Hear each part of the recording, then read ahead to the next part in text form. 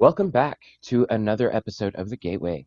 We join our faithful crew, um, one on non-video. We do have Parthenax with us today. Um, we join our crew just outside of Fandolin, having defeated a dragon and explored the old owl well. They head back to Fandolin to return the cart that they had rented. Um, kind of follow up on a couple of adventure leads started before leaving town. You guys are traveling down a very familiar trail. You guys have been here before the first time that you entered town.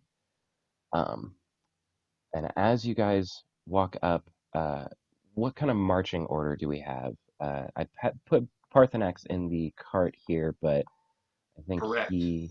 Okay, and I was gonna say he and or possibly Ebru would be there too. Ebru, I I think think, Erie is was. passed out in the back. I think he was Yeah. sleeping off that exhaustion, actually. And the hangover. And the hangover. Yeah, yeah. He has a wicked hangover. Marching order. I don't know. I'll be towards the front I'll be in where the I back. already am.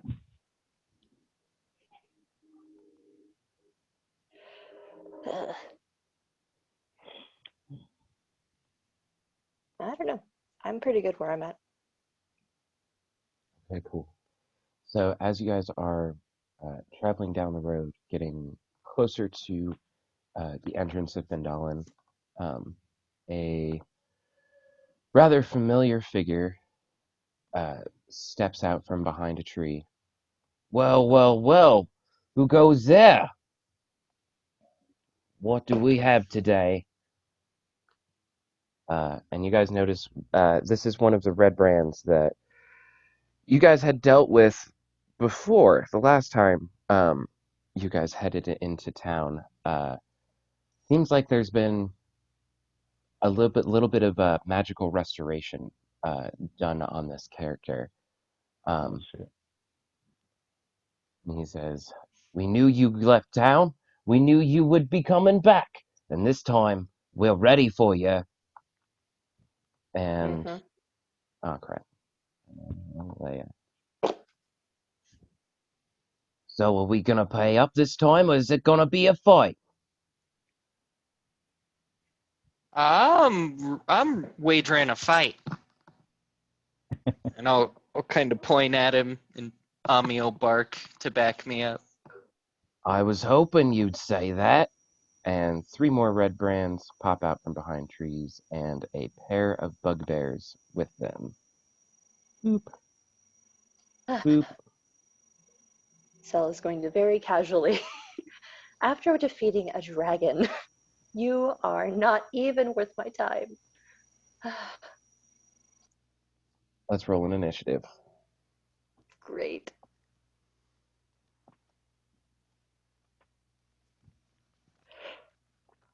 Yes, roll. No. Oh, 20. Did you just get a 20 on initiative? Was it a natural 20? Plus the next I bit. got a natural 20 as well.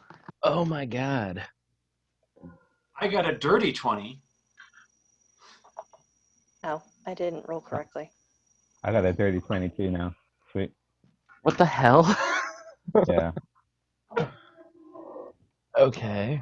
25. Wow. Nice. Oh, I need a marker. We go first. This is ridiculous. Yeah. All of It's that dragon my advantage. Yeah, right. You guys are all inspired from the last fight. Um.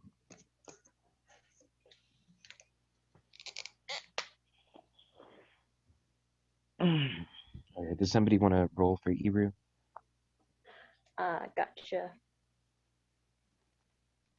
Oh well, actually, Ebru is Oh, gonna shoot, I is. can't. Yeah, no, it's fine. Ebru's gonna still be asleep in the cart. Oh, yeah. Okay. He is literally sleeping this one out. Dang it. Okay. So let's see here. I've got five.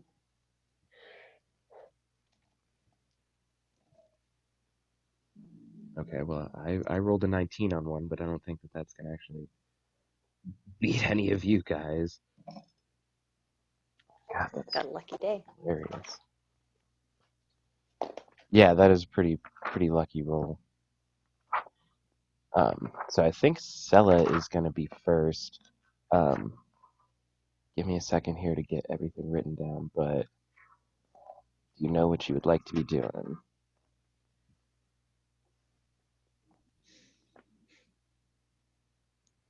It's been 2 days, right? Yes. Yeah, you guys are all rested up from a long rest and everything. Okay. Could I get those numbers again? I think 3 of you had 20s, but Parth had Okay. dirty 20. Mike and you had dirty 20 as well. Yes. But I don't have a bonus to initiative. Oh, okay, so you have straight 20. That is so funny. What are your guys' dex scores? I think Niken's gonna be first, but Yeah, I have a 10. okay, I've got a Right, +2.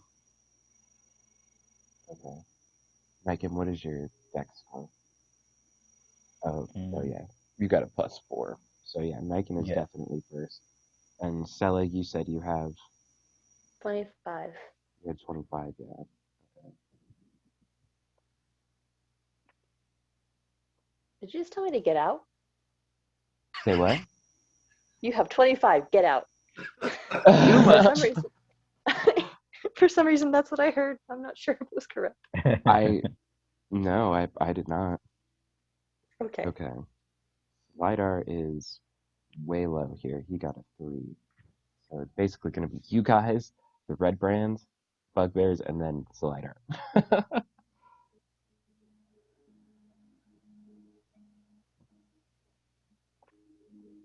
All right, yeah. Sella, if you want to go ahead and take your turn. All right. Yep. So, gosh, they are pretty far away, aren't they?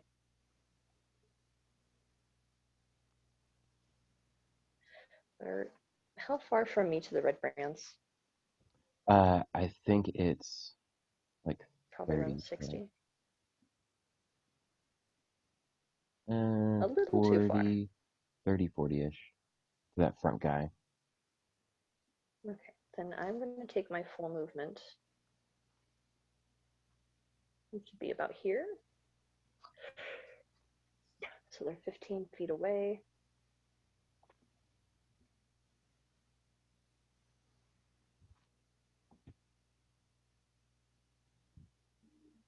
I'm actually going to back that up a little bit.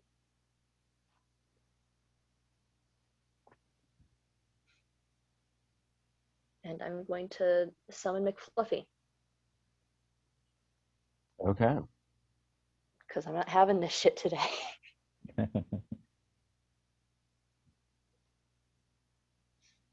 pretty fair. And put him like here, just between me and them.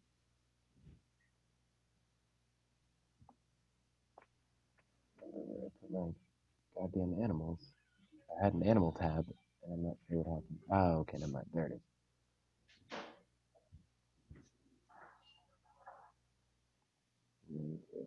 Make it so you can move this. There you go. All right, bam. And can I make an intimidation check? With the owlbear, Yes. you want to try and intimidate him? Sure, but it's going to be with disadvantage. These guys are just pretty much all about just attacking. All about the what? About attacking you guys. They're kind of on a Okay. revenge phase. I mean, all McFluffy's going to do is roar at them really loud.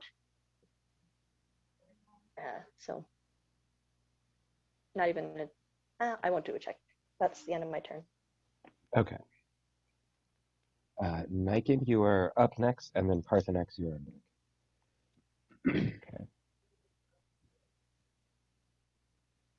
Now, can they see me as of right now, being in the back? If not, I was gonna put my cloak on. I'm gonna say probably not. Okay.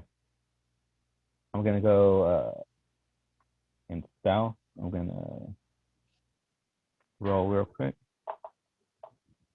Yeah, do That's stuff. close. Is that What did good? you 14? What did you get? 14? 14. Yeah. I'm gonna Kinda say yeah. Okay. They don't have very high perception. And does that count as an action? I was just about to look. I think to activate the cloak. I think it does. I'm not sure. Yeah, it is an action to activate the cloak. Yeah. So That's fine. so that gives you advantage anyway. You could roll again if you want to try and get a higher Get a higher what? stealth score. Because Oh, that's what okay. the cloak does. It gives you advantage on himself. Would it even help me with anything else if I did roll again? Yeah, you just roll again and take the higher number of the two rolls. 19. Oh, okay, yeah. You were very well hidden. Okay. A little bit more well hidden than the last roll. So yeah, there you go. Nice. I'm going to kind of go up close next to Stella. And then... Stella, you feel like you're not alone. You feel like you have the support of your comrades with you. You feel a shadow next to you. Okay. This eerie feeling is tingling in the back of my spine. Ugh. Oh, shit. Is this good or bad? It's nothing creepy. He's not like breathing on the back of your neck or anything. But It's how it feels feel like... to chew 5 gum. Yeah. Gosh, that's such an old commercial. Oh my god. Okay. I end my turn. Okay, cool. Parthenax, you are up, and then Hex, you're going to be on deck. I noticed the guy out front looks a little bit buffer than the rest. Is this real? Does he look? Yeah, he actually looks familiar to you. You have definitely laid eyes on this specific red brand before. He's been like taking a lot of supplements, a lot of creatine, hitting the bench a lot. You can even tell from a distance that there's some sort of like magical buff going on here. That he's had some arcane bolsterings, as it were. Is he the one that we took his clothes? No. Oh, okay. No. Okay. How is he armed? He has a not a great sword, a long sword on him. Okay. I'm going to hop off the cart and move up a little bit. If I can select. And then I'm going to cast Tasha's Mind Whip on him. I need him to make an intelligence saving throw. 15 or better. You guys are not smart. Rolled a 16. Oh. So I got +0, so yeah, it's just straight 16. Man.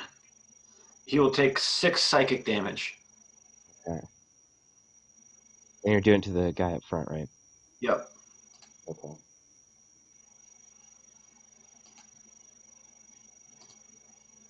And then as a bonus action, I'm going to use some sorcery points to get that spell slot back, and that will be my turn. Okay.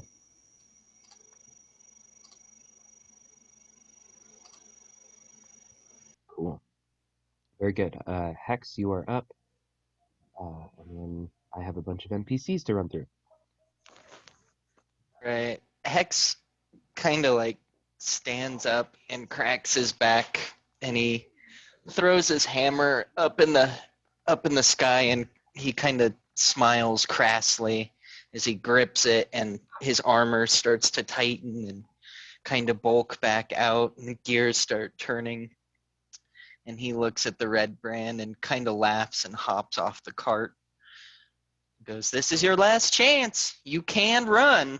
I'll give you to the count of 3." And he'll start walking up to about where they are. And then he is going to attempt to... So I want to make sure I can do this right. I have crossbow expert, and I have sharpshooter, and I have my hammer. So what I'd like to do is throw my hammer have it come back, and then shoot with crossbow expert. You have 2 attacks per turn? I do. So with I would say yeah, that follows. So like you're able to give stuff the thrown property, right? Because usually you don't that's throw one it. of Okay. my. Sweet. Okay. Yeah. Cool. So that's what I'll do. I will aim to throw my hammer at this lovely man. All right. Go ahead and make an attack roll. With my hammer. Nope. That's not right. One sec. I can't remember. I got 19 on die, so that would be +6. And you're going for the guy up front, right? Correct. Okay, yeah. That Cool. hits. So that hammer would curl through the air and hit him right in the chest for 3 damage. Okay. And then I'm going to attempt my sharpshooter crossbow arrow as well. 10, so that would be a 16. 16? 16. Yes. Yeah, that hits. Sweet. Actually, no, it wouldn't. I forgot. With the sharpshooter, it's a -5, so it would be an 11. That's right. That's right. That extra damage, but such a risk. That's okay. So I was attempting to be super cool. I throw the hammer and I kind of line up my shot, but as the hammer comes back, it comes back a little too quick, and I whiff the shot as I catch my hammer. And then Ami, good best boy Goddard, will hop down, and he will start making a whole bunch of commotion and clankily run his cute little self kind of over in this area. And that'll be turn. Okay. Okay, so let's see here. This big guy is gonna stand his ground, and he's gonna order the bugbears to attack the owl bear. Let me make sure that they actually can move it. Do okay, so they can almost make it. This guy definitely doesn't. They don't have 30 feet. So this guy can move up a little bit, about there, and this one's gonna move right up to the bugbear, or not bugbear, owlbear and bugbear. Got a lot going on here. Let's see here. Goes to attack with its mace, and one of them was a natural 20. The other is a 3. Okay, well, the 20 hits. Yeah. The 3 does not. At least it's on the bugbear, or on the owlbear. So it goes down to swing with this brutal mace. Wow. 2 6s. And the first swing does not connect. The next 2 do. 12 and 7, 19. Okay, plus to nothing. Okay, so the owlbear takes 19 points of bludgeoning damage.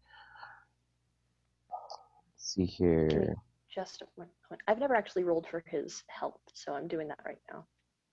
Oh, I was going to say, just use what's in the book. Just go with the... Yeah, it's 10d10 plus 30. It'll give you a number before that, though. 85. Yeah, we'll just go with 85. Okay. Oh, so close anyway. Okay. So 85 minus 30.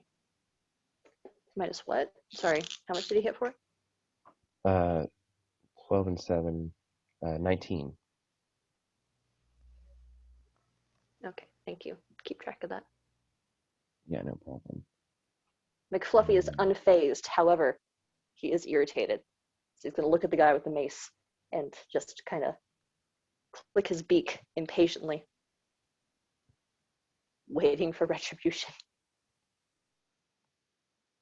And then the rest of these guys are just going to advance. Oh, man. My internet's weird, so sorry if I cut out for a second. The rest of the guys are just going to advance up a little bit. I'll get closer in the fight. Okay. We are to Salidar, who's going to hop down and kind of join you guys on the front line as well. He's going to hold his action for anybody to get closer. So just take a short sword attack on them if anybody kind of gets up close to him. We are back at the top with Sela. Mike, and you'll be on deck. Okay.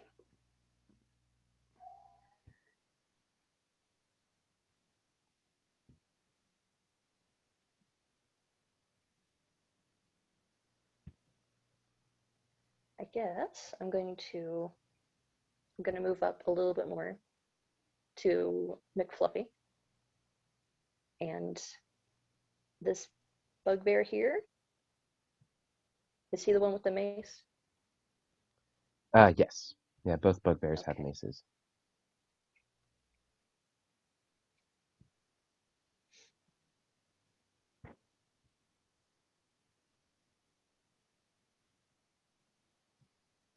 Okay, I'm going to use a cantrip, Blade Ward. So What I can't cantrip? take Blade Ward. Okay, okay. So until the end of the round, I can't take bludgeoning, piercing, or slashing damage. I'm going to give...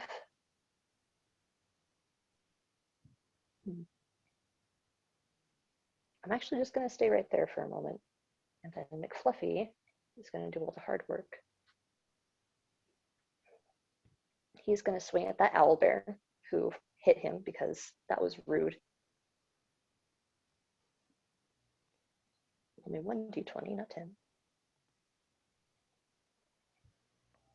So this will be his first.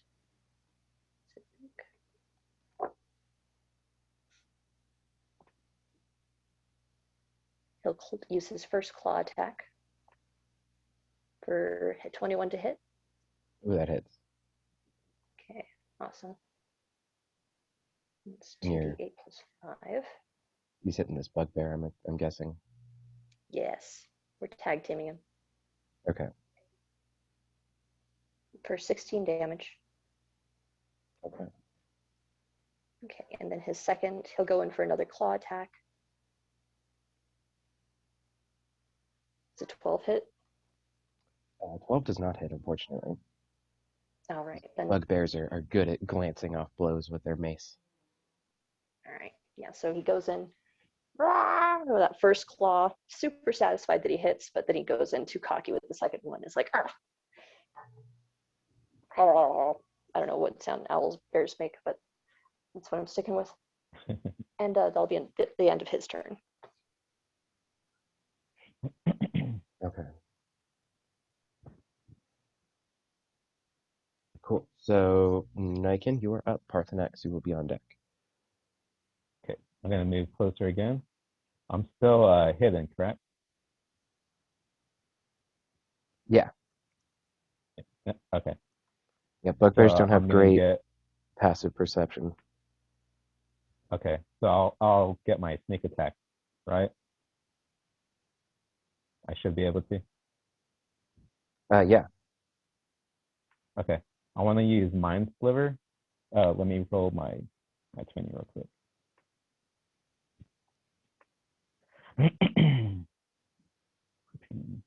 Does 18 hit? Yes. Okay. Actually, I'm going to aim for this guy right here. The Does bugbear? 18... No, the one right next to him, that one. Okay. Does 18 hit him? Yeah. Okay. I'm gonna use my Mind Sliver. Why isn't it doing it? There we go. 7. And then my sneak attack. 7 again. So low, man. 14 bad. total. Not bad though. Yeah. He is running forward, kind of charging into battle, and then as you cast the spell, it's like he just stops and just like freezes for a moment and just kind of coughs a few times. It's like he went from like 100 to like 1% in like the snap of fingers as soon as you cast the spell. And he just kind of like staggers for a couple seconds and then takes a couple breaths and readies himself back up. It was a good hit. Cool. Is there anything else you want to do? My bonus action, could I hide? I think hide is an action. But is it for you? I think he would get it being a rogue, wouldn't he? You're right, yeah. So dash, cunning action, and the hide action, yeah. Thank you for the help on that one. Yes, yeah, you can go ahead and do another stealth check. Yep.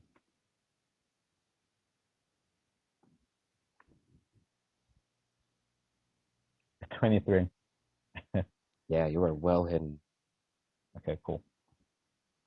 And I end my turn. Nice.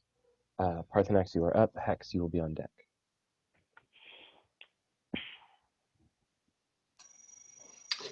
I'm going to move up behind McFluffy and fortify his fluffy flank. I'm going to cast Burning Hands at the 2 red brands right in front of me. So they need to make a dexterity 15.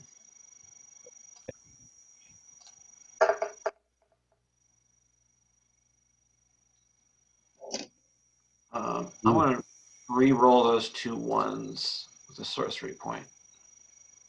So one gets 19 and the other gets 7. And this guy has 17. The other guy has 7. So the one that made the saving throw takes 5. The other one takes 10 damage. Okay.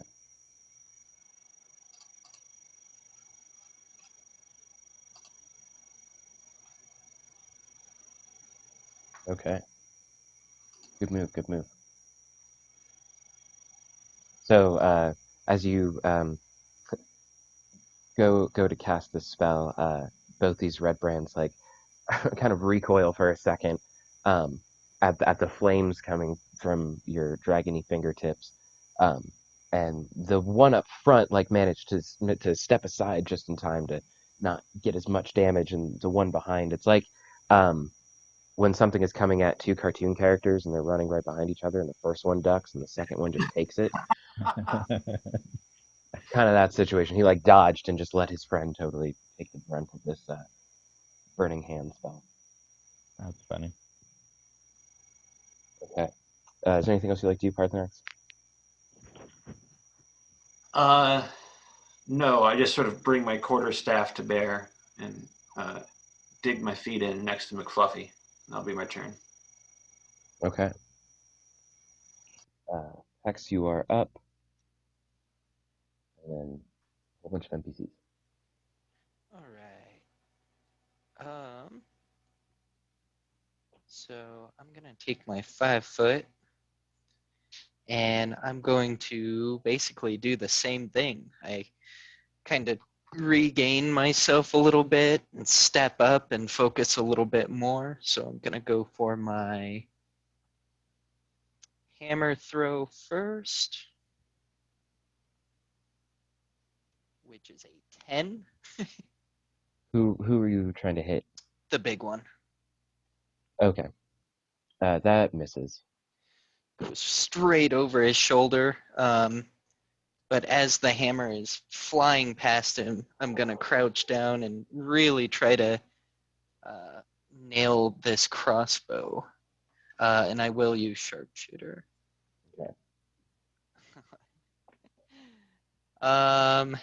That would be not enough. How about let's just say that. Okay. Um, I will take your word 14 for it. minus 5. So it's like he's really trying, but it just nothing is going his way as of yet. The hammer did go over his shoulder, which gets Ami's direct attention. But he really wants that hammer. So he does see that this is the bear bug, bear bug, Bugbear. bugbear. That's in the way, and he needs him to not be there. So he's gonna attempt to run and jump and latch on to this bugbear. Totally. Go ahead and make your attack roll with advantage because he is surrounded by enemies. Cool. Does a 16 hit? Just. Alrighty. So that'll be. Um,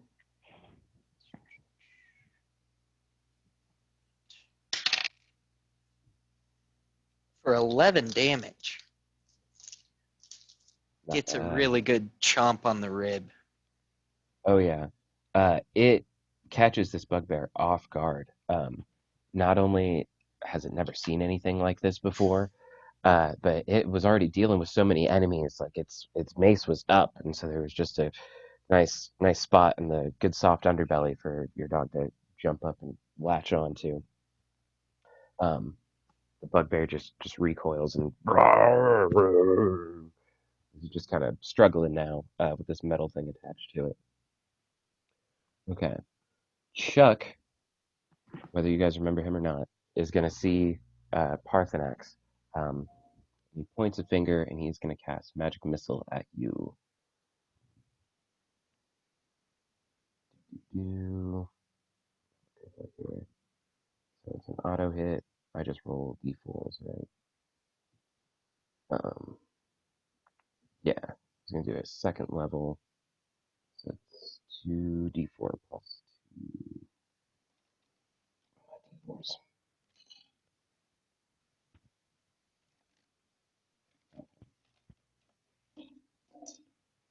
So he does 6 points of, I don't think that's fire damage, is it? Force damage. 6 points of force Just damage. okay.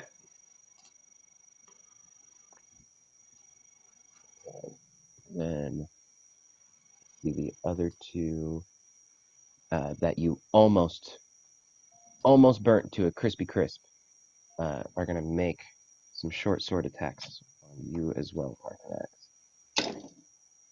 Ooh, so I got a 19 and a 16. Those both hit. Okay, so let's see. It's just 1d6 plus 2.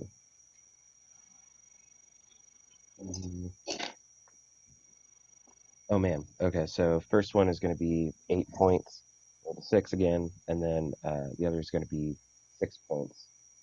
For a total of What is 8 and 6? 14.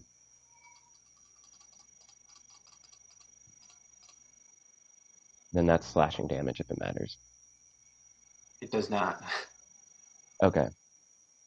Let's see here. The third red brand is he's gonna actually wouldn't see Niken. Probably would more see the dog jumping on his bugbear, and then try and attack that. And that'll be with disadvantage because there's a chance he might hit the bugbear. Roll the 6. Okay, hold on. He doesn't hit it. He's slashing at this dog, trying to attack it, kind of grabbing onto this bugbear. He just can't seem to hit it. And then this last bugbear, it's probably close enough now.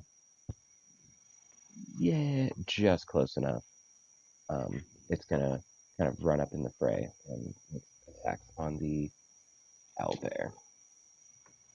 Let's see here. So, okay.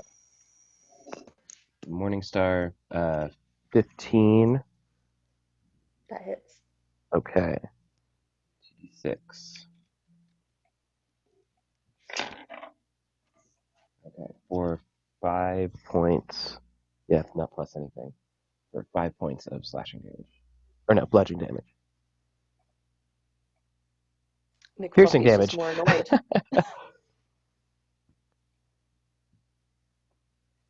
Yeah, piercing damage. McFluffy's just like, who's poking me? Why? Why are you poking me? Irritated owlbear. And then Slidar is going to hold his ground unless anybody is your NPC, my NPC or party member, unless anybody would like him to go anywhere specific.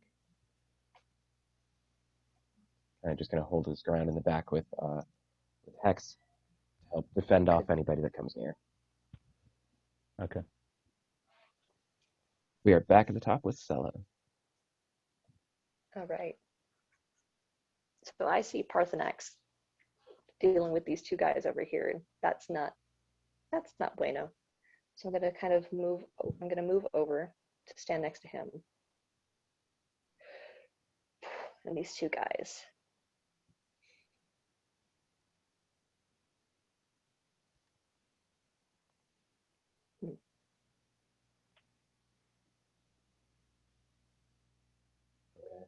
How do I not kill Parthenax?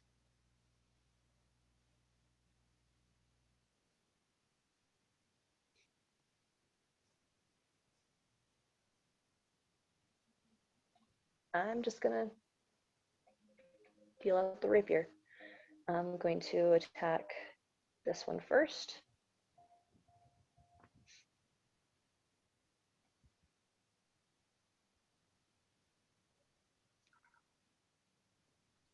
The 16 hits. Yeah. Does.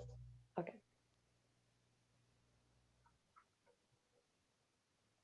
For 6 damage. Okay. And Is he still wait, I'm sorry, which one was this on? the one closer to the bugbear? I mean, yeah. Okay. Yeah. All right. Good hit, good hit. Okay. And then he's still standing, yeah? Yeah. All right, then I'm going to use my bonus action to up and fighting and go in with my dagger. Okay.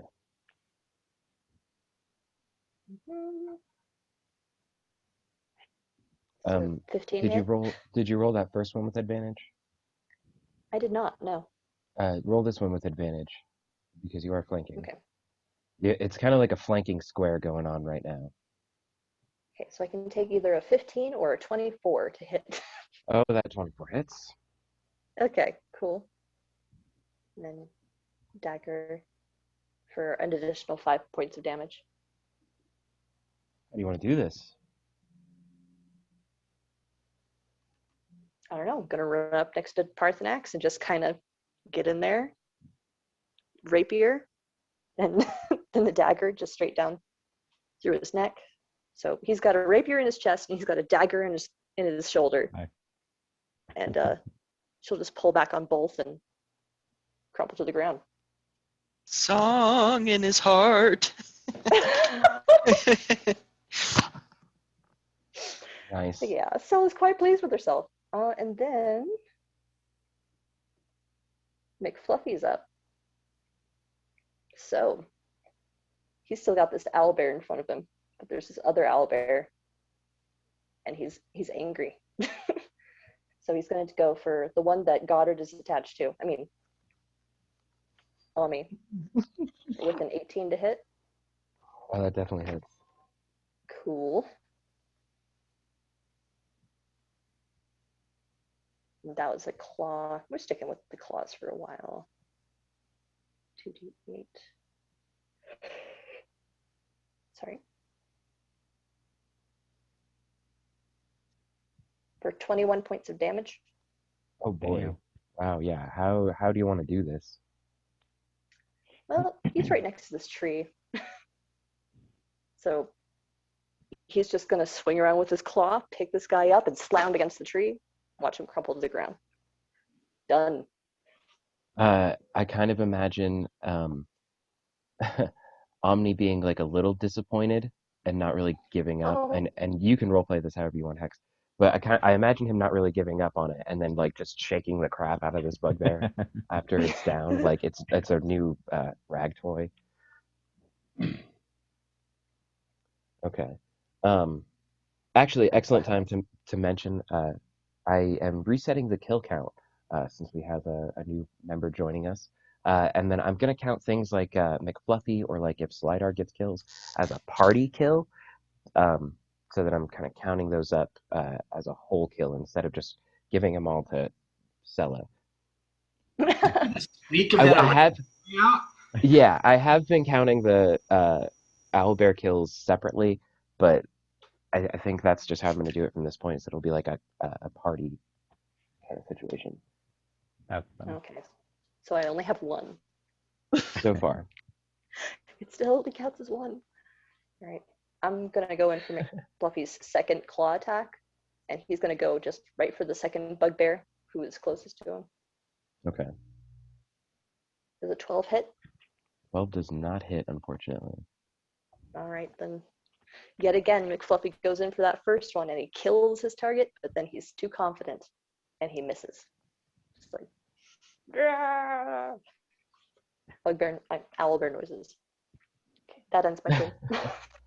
I imagine there's like a stoniness, honestly, to any kind of noise that the bugbear makes, that there's like some kind of grinding rock sort of screechy noise that kind of goes on because it's from a statue, you know what I mean? It's a little figurine that kind of grows into this thing. I'll have to look at like sound clips at some point. I don't know. Yeah. I'm not sure I can make that noise. Oh, I can't either. I would have.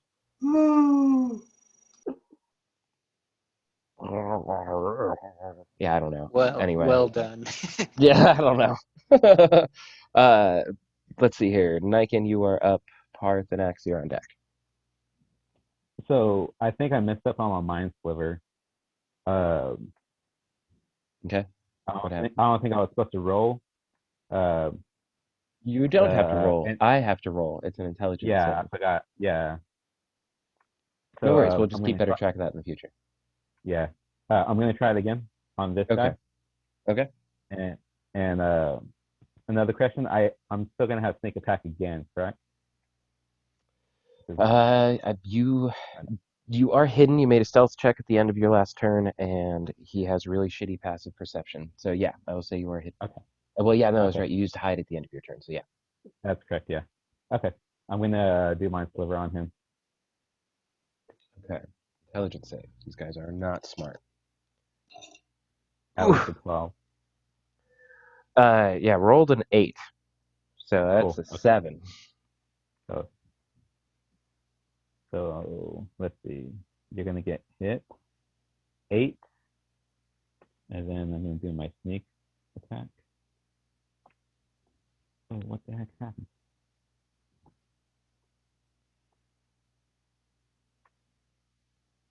What's up with the 7, man? The low numbers.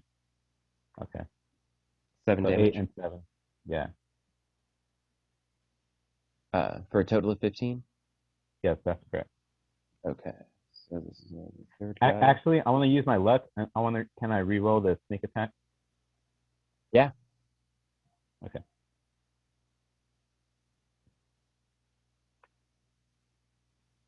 Nine. I guess it's better. Yeah. How do you want to do this? Sweet. Okay. Like I just imagine Niken just using his mind control, the mind sliver, and then you just see blood coming out of his eyes and his nose, like it's just kind of exploding in his head, and then he just collapsed. Brutal. Yeah. Yeah. All right. Is there anything else you want to do? Okay. Hide again. Bonus action. Awesome. Go ahead and make a stealth check. Yep.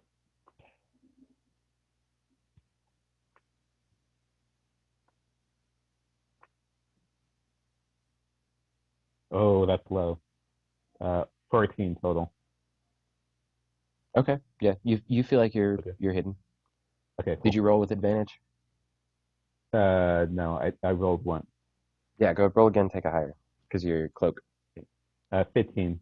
Just Nice. Yeah. quite Hey, well. Yeah. that's better. Yep. End my turn. Awesome. Yeah. Parthenax, you are up, and then Hex, you'll be on deck.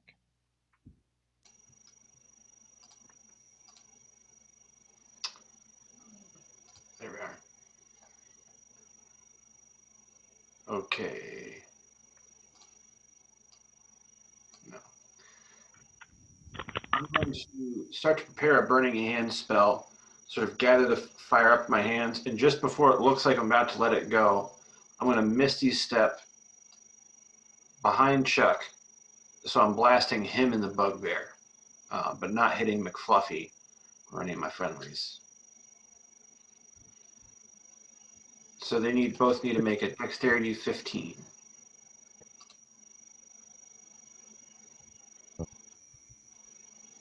Okay. That. Okay. You cut out what? Absolutely nothing. You know? Is this better? Ish? Ish. What the hell is going on?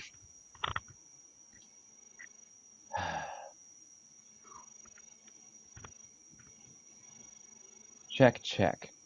Is this Okay, okay? hear you now. Okay. Fucking A. All right, deck saves. Uh, I got a 9 and 7 on die, so they definitely both fail. So they both take 16 damage. Ooh, nice.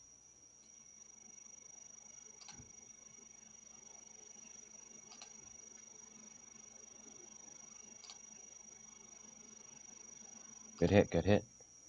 Um, yeah, it's like Chuck had his eyes just kind of locked on you, and then sees you about to cast a spell. He readies himself, and then you just vanish in a puff of smoke, and he's just standing there, just all curious. Um, it's I don't know if you guys watch Avatar: The Last Airbender. I kind of imagine like when Aang gets zapped by Azula, and it's just like that kind of blah out of nowhere, um, fire just burning the both of them. Um, good hit on the bugbear. It is angry, and a little taken aback. He's doing about half as good as he was before. Is there anything else you want to do? Uh, that's my turn. All right. Let's see here. Parthenax, Hex, you are up, and then we'll be back at the top soon. So Hex looks very upset with himself. He kind of catches his hammer, puts it away, and he pulls a pin on his crossbow, which releases the super fast spinning belts that he was using sharpshooter for, and they just kind of fly off to the side and dig into the ground behind him. And as he puts his hammer away, he pulls out a little vial, and it looks like just like, you know, when you get fool's gold and it's in the water and it's just kind of sitting at the bottom. It Mhm. looks very similar to that. And he starts shaking it. So what I'm doing is a bonus action. I'm doing branding smite to myself. This is just the only way I know. This is how I'm gonna do it. So he Cool. has this little vial. It's holy water and this crazy chemical material he has, and he starts shaking it, and it just starts radiating, and it's super vivid, and he kind of pops it into the side of his crossbow, and you see the crossbow just start really radiating this just very bright, imminent light from it.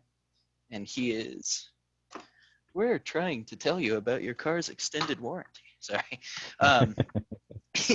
He takes aim at the one that he's been trying to hit this entire time, and he is going to shoot with his crossbow with branding smite instead of um, Sharpshooter. So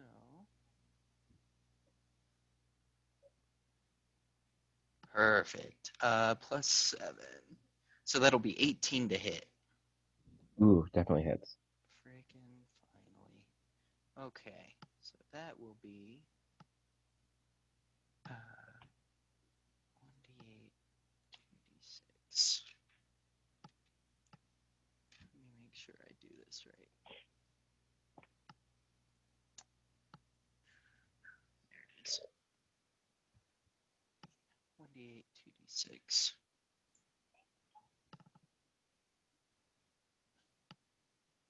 So that'll be for 11 damage.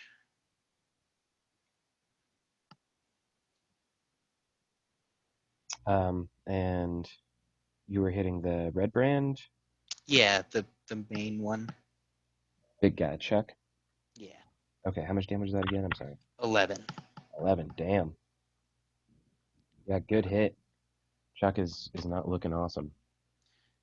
He gets super excited and he's going to take his second shot. Same exact thing. It's just another radiant bolt. Okay. 3. And whiffs it. Too excited. Really happy he finally hit, but he's not used to the brightness of his crossbow yet and is just kind of like squinting too much and whiffs that shot. Now, Ami, who was attached to a bugbear moments ago, the way I picture it is it got hit so hard and Ami's so heavy that the bugbear left and Ami's still just like holding its ribs and he just kind of like falls with the ribs in his mouth and he's just like really confused and kind of like shakes himself a little bit and like just chomps through the ribs and then goes for an attack on Chuck. Just the exact same way, full sprint, and it's going for the good old bite. Okay.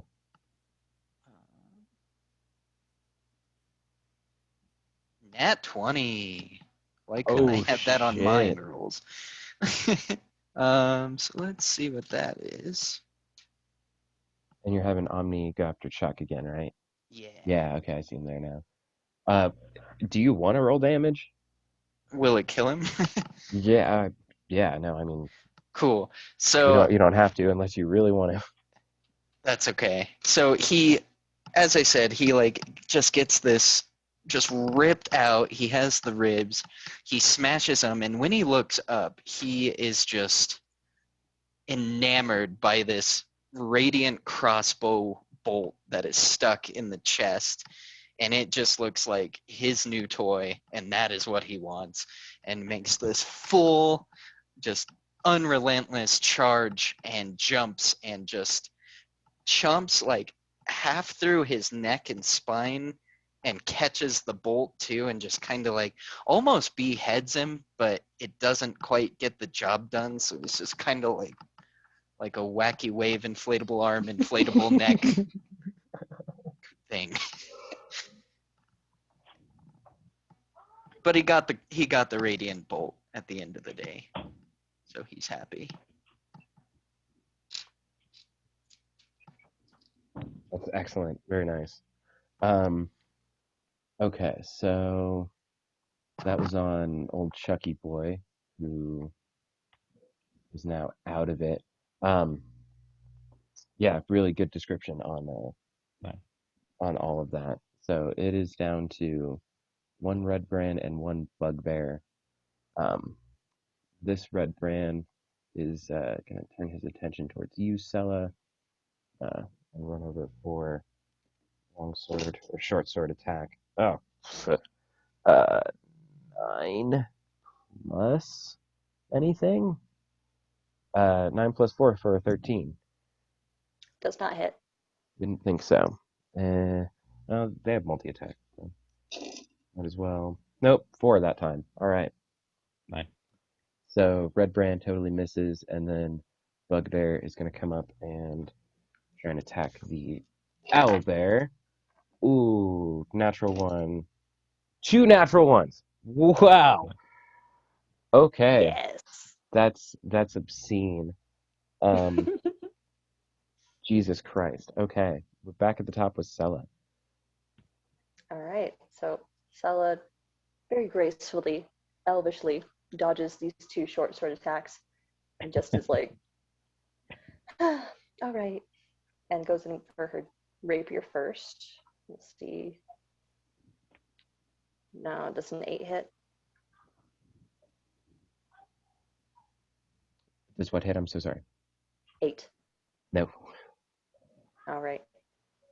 I heard She got 18 too for a cocky. second. No, she just got too cocky. She's like, oh, dang it. So go in for the dagger for her second attack, or for her bonus action. Does a 10 hit? Unfortunately not. Dang.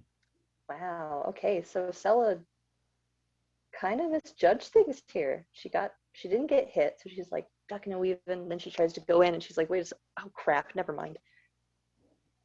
And looks rather foolish in the attempt to hit this guy.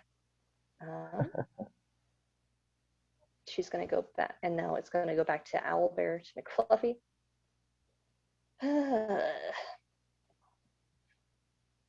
He will just go for this bugbear, like full claws. The 12 hit. Unfortunately not. Okay. We'll try the other claw attack. Does a 22 hit? That will hit. Thank goodness. All right.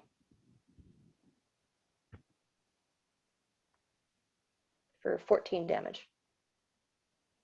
Very nice. How do you want to flavor this? McFluffy likes to throw things. That's his favorite thing to do. So he misses with the first claw attack, gets really frustrated, goes in for that second claw attack, and just throws him like all the way across as far as he possibly can. Go ahead and make a strength check for McFluffy. Okay. That's a 20 plus 5. Wow. Wow. Yeah, Well, easily. it's a It's D20 like plus 5. it's like what Omni was trying to do with the bugbear earlier, um, but McFluffy just thoroughly thrashes this thing around like it is nothing.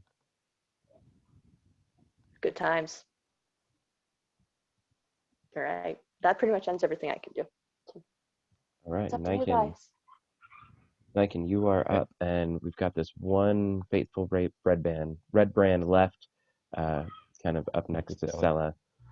Yeah. Okay. I should be close to do Mind Sliver 60 feet away. So Yeah. I'm going to do that on him. Intelligence save. Yes. Has to be 12. Yes. Roll a 5. Yeah, roll a 5. Okay, cool. So let's see. Next guy. So low. 7, like always. And then D6. Snake attack 10. I'm gonna use my luck again. I'm gonna change it. All right. 16. How do you want to do this? Kind of the same thing. Blood coming out, but he seizes and just starts shaking on the ground, and then he just stops and dies. Excellent. Very nice. Cool. You guys are out of combat with all of the threats neutralized in front of you. I couldn't hit hoot nor holler. And he gets really mad, kicks the dirt, and goes up and congratulates Ami Goddard. Goddard will be his last name. On his wonderful kill. That's a good boy. You like your shiny bolt. You like your shiny bolt. I want to investigate Chuck and why he was alive after getting Team Rocketed to be brief with it.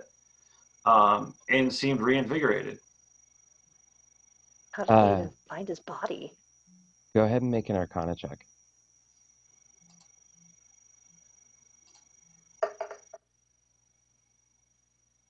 "13. You believe that there was a little bit of necromancy going on, that they did bring him back for whatever reason you can't figure out, but he was brought back from the dead with a vengeance, and there was a little bit of like I don't know that you really get that. Hmm. Yeah, magic was Can I used to start bring him looting? back. Looked like some necromancy. Can I Necromancy, start you looting say? the body? Oh, you want to loot the bodies? Go ahead and make an Yep. investigation check.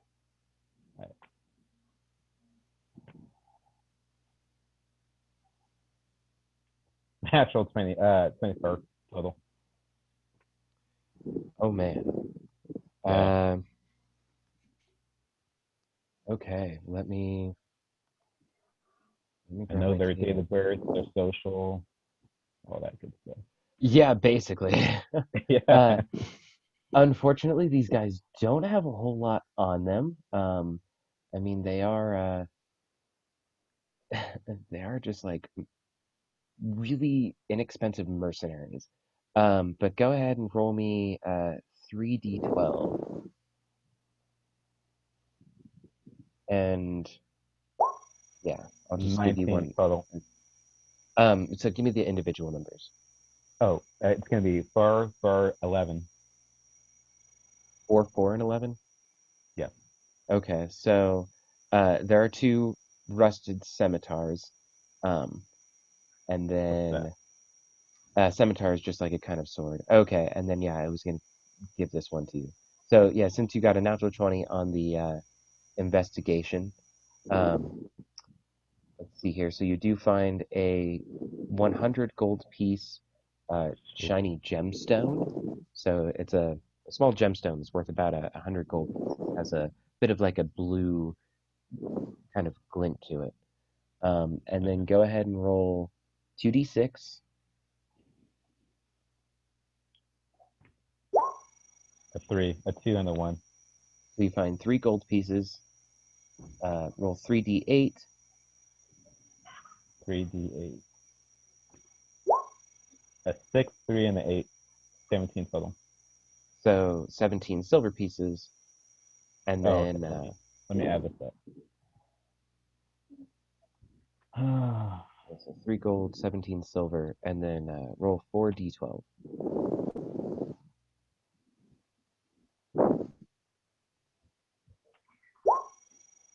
28. 28 copper pieces. Okay, hold on. Let me do this again. Copper, I have what? 28. 28. Silver, Silver, 17. 17. Gold. How much for gold? 3. And then you got this gemstone 3. that's worth about 100 gold pieces. So should I do 103 for gold? Or is Um, there like a certain item? I believe that you can add a gemstone worth however much, but Add that. I just don't want to forget the gemstone. I don't know how to save it. I'm I guessing was it's going to say magical or something. it's could be used for magic. There's some spells that require a gemstone worth however Okay. many gold pieces, so that's mostly what it's used for. It's like a spell component or to Okay. trade or sell. How do I save it on my thing then? I was gonna say I don't know if there's one or not. Um, Inventory.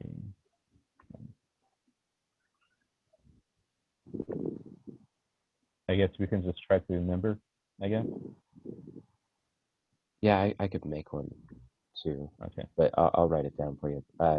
You Okay. could even just put like in the notes section of Oh, your okay. character sheets, you could just put somewhere in there in the other, and just click other and just put down gemstone 100 gold pieces.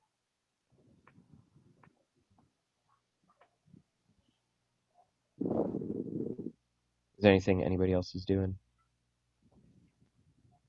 Parthenax mentioned necromancy on our good buddy Chuck, and we've run into a necromancer before. So I'm going to go over and investigate and see if there's anything weird about his eyes or that reminds me of the magic items that we got from the other necromancer. As you start to examine him, go ahead and make an Arcana check yourself. Okay. Nothing is wrong with his eyes specifically, though. That you can tell off the bat. Nothing like you guys had dealt with before. They are 21. his own eyes. Yeah, you notice that there are tattoos on him, somewhat similar to the evil mage you guys dealt with at the Owl Well.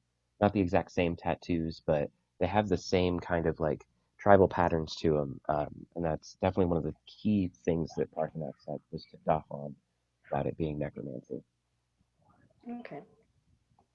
Seeing these for the second time, I'm going to pull out my journal and just make like a little sketch of them and see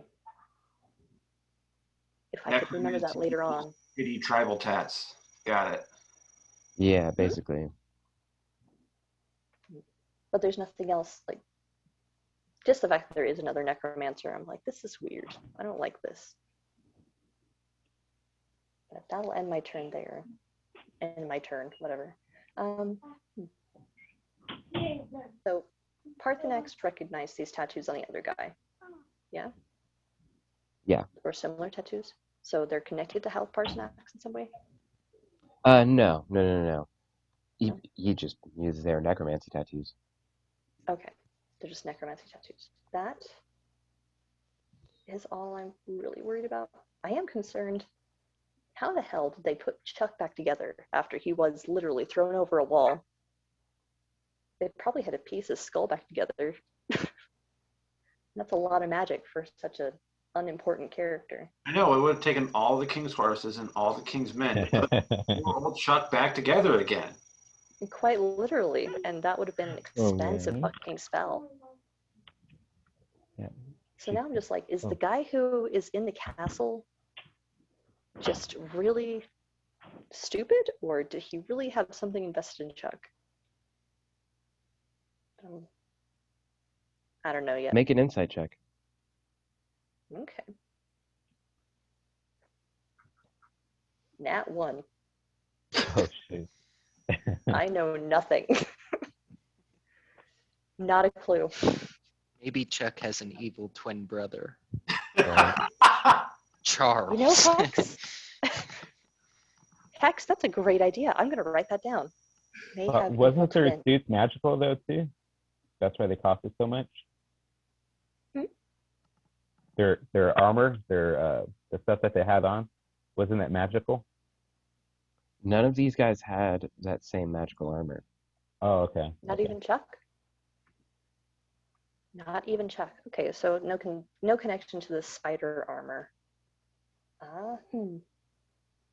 That's all I really have questions for. I can't get anything off of this guy. Chuck is just a reanimated pile of stupid. I really, really don't appreciate having to fight him again. As you stand here in front of Chuck and say this, Thea crawls off of your shoulder and just crawls on top of Chuck and poops on him. Crawls off. Gets back on your shoulder. I would like to take his pinky finger. I'm just gonna chop it off and wrap it up and keep it with me. Okay. Hex? If we have to fight him again and he's missing a pinky finger, I'm shoving it where the sun don't shine. You're really upset you didn't make those shots, huh? I am. Sella considers Okay. for a moment, but then decides it would probably be degrading if she patted him on the head. So she'll like Does reach out and they McFluffy go like, eat? The hover hand. huh? McFluffy, does he eat? He can eat Chuck. No, he doesn't. He doesn't need to. Okay. He really doesn't Okay. need to. He is How far are technically we made from of stone. How far are we outside of town? Yeah, we should get moving. Hmm. Nick, how far are we outside of town? Oh, like 10 minutes. You Okay. guys are like just on the top of a hill. You guys kind of go up and over a hill and you're good. Don't worry about the bodies. No one cares. Yeah, I'm not worried about that. So the last time we were in town, we started a massive fight and killed like 10 people. Sure, there were bad guys, but we're fighting those same guys again. Maybe, I don't know, we have Night can sneak in. I can use Ultra Self to maybe like look like someone else and just see, make sure it's not like overrun with red brands. There's not a trap set for us, Yeah. etc. Great idea. I certainly back that one, especially since we still have Eru passed out in the back of the cart. Yep.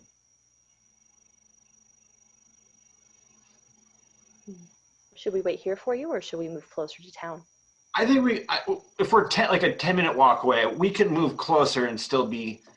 I want to move however close we can get and still not be noticed from the inside of the town.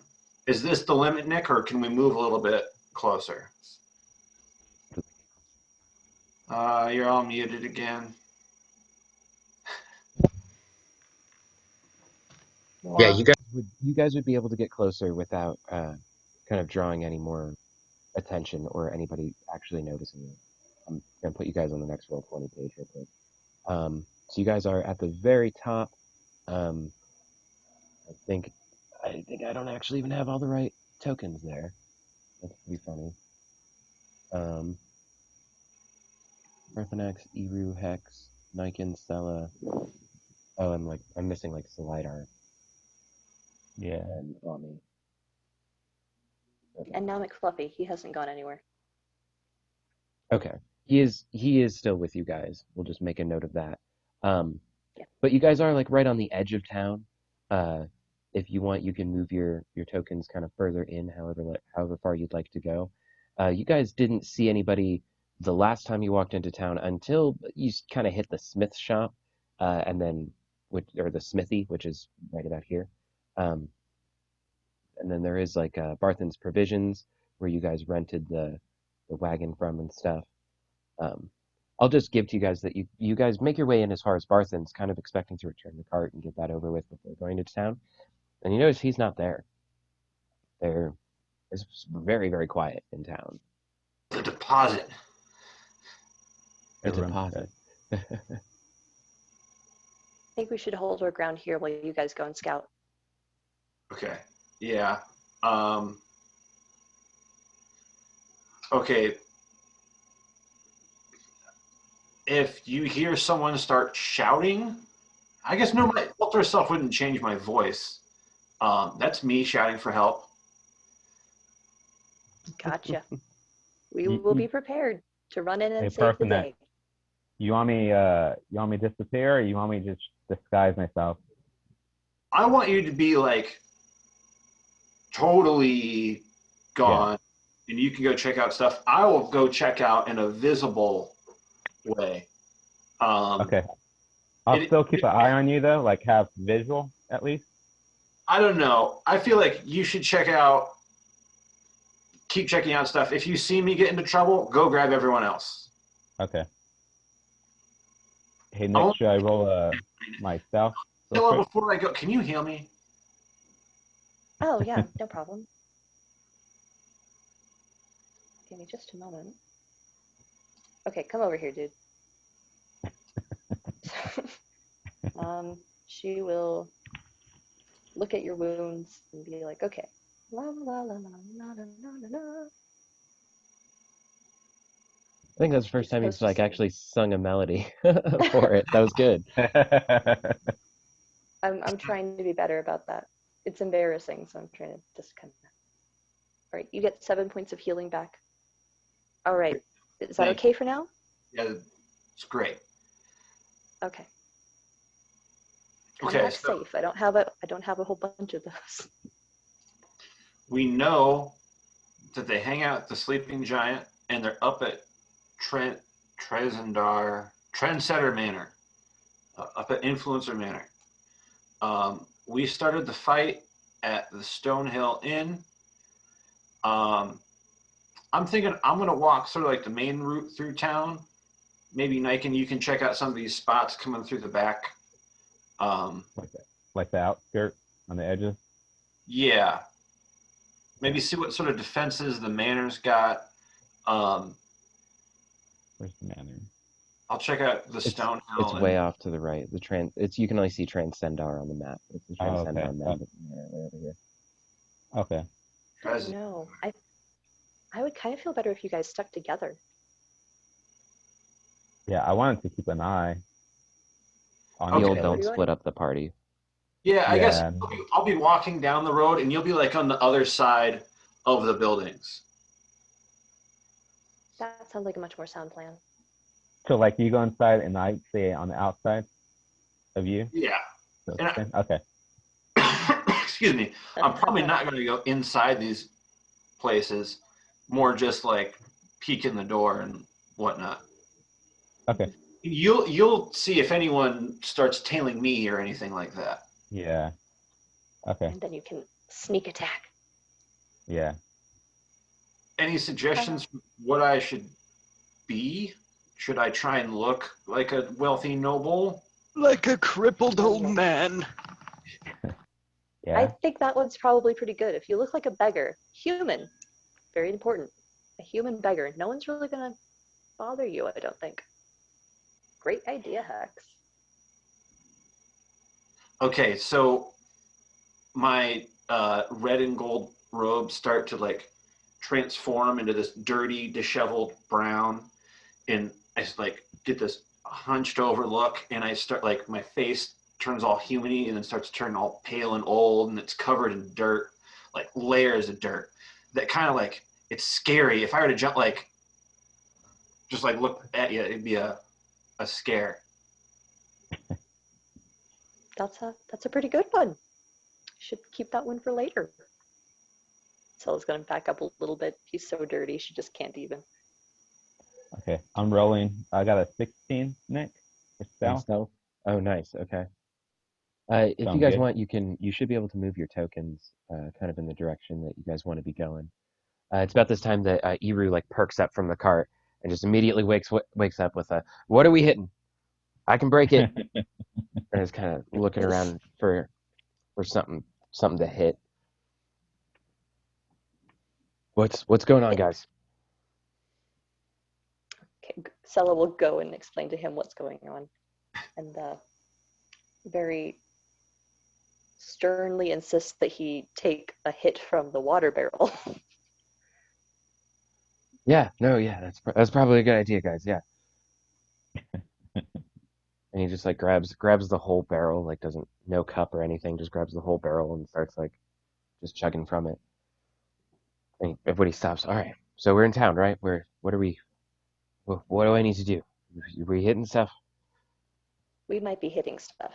Just pull out your hammer and stand there until someone screams, okay? Am I watching the cart? Watch the cart. I'll stay here. Okay, yeah, watch the cart, wait for screaming. And he just like kind of has his hammer in one hand and then lays back down and has like the barrel of water in the other arm laying in the cart, but totally awake and ready. But still just laying down like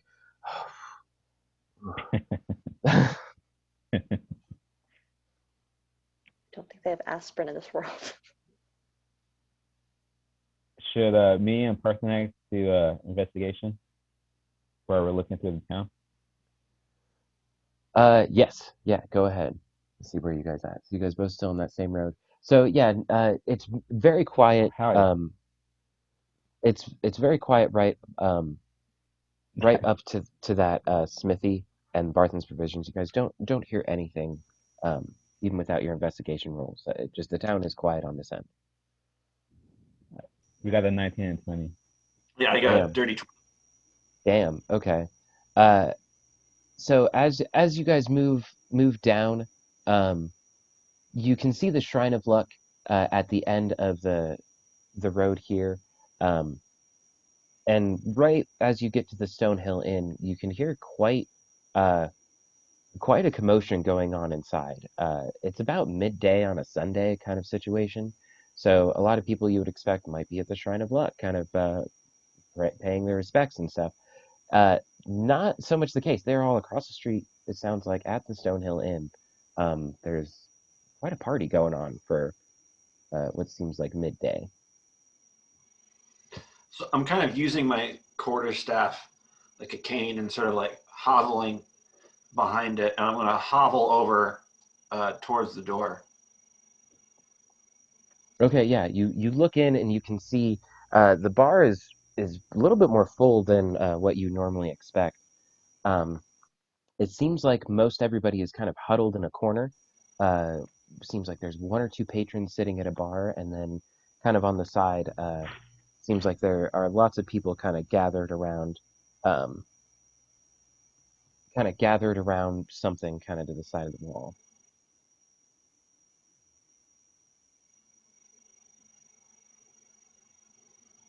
I'm just going to sort of hobble in, trying to get a better look at it. You going inside? Is that what you said? Yeah. Okay. I'm gonna follow suit. Okay, so one second here. Me. So as you walk in, you see a crowd of people. Um, Barthen, you recognize standing behind the bar. He greets you. Welcome in, sir. Thank you for joining us today. What brings you into town? And you can see there's just a crowd of people gathered around something kind of the far side over by where the kitchen window is. And there's a small boy sitting at the bar, um, kind of near where Barthen is at. Um, yeah, there's just kind of a hoopla going on. You can't really see anything past the crowd of people.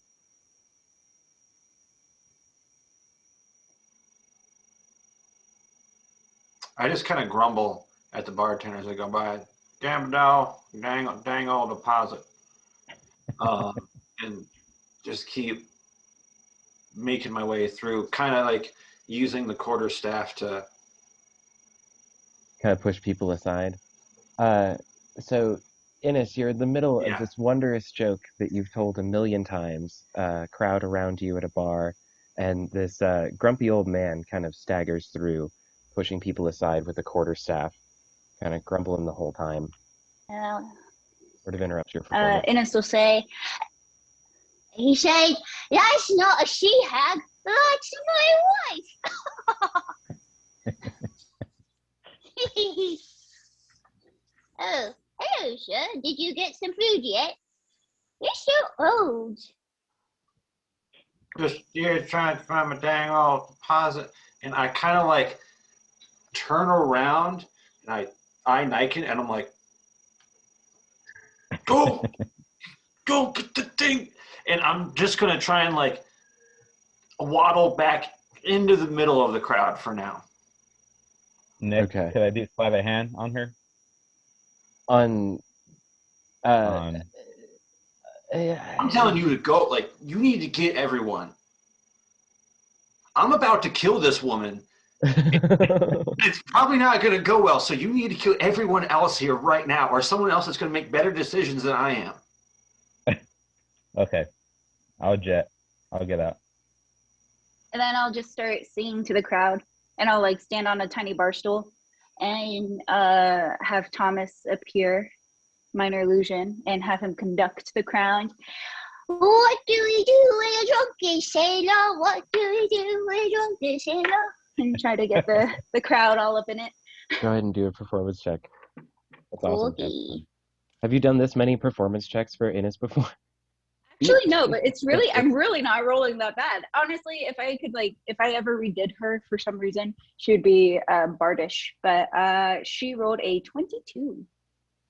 It takes like the second verse. It's like you sing it the first time and like everybody just jumps in and immediately Parthenax, you're just around all of these humans who are just kind of gathered in song, like singing along.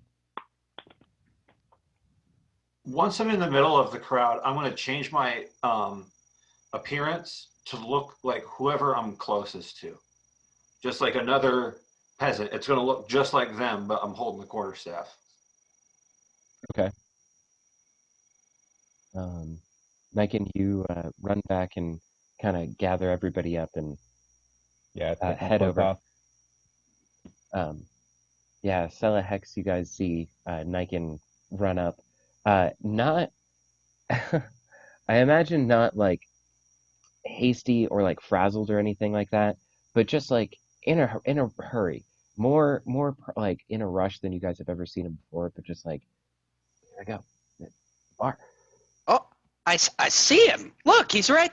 We gotta go. That's a bad sign. I can see him, and I'll start banging on the barbarian. That's our sign. That's it. Come on.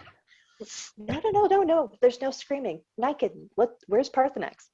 What's going on? We found somebody. We need to get going. You're a lucky Somebody goblin. who? Like him.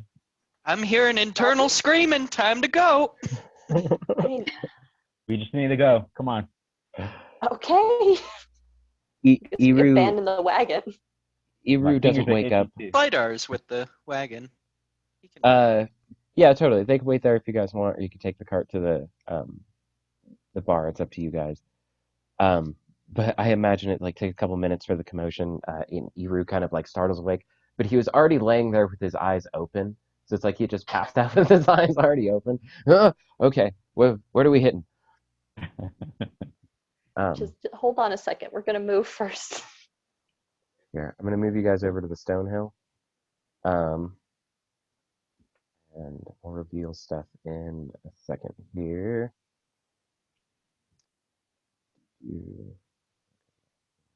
Right. Yeah, all of you guys should be just outside there. If you guys want to move Parthenax is yourselves. outside too. Yeah, I think so. Okay. No, I'm still inside. I'm making sure that Ennis isn't going anywhere. Because you're in the middle, right? Parthenax. Yeah. Yeah, here, let me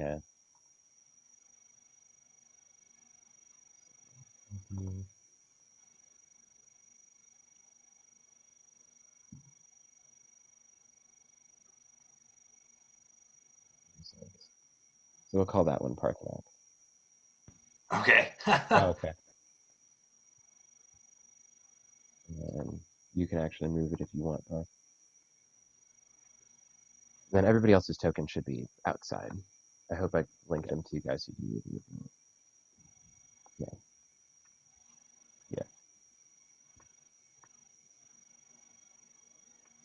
Stella's gonna just kind of go up to the door and take a quick peek in.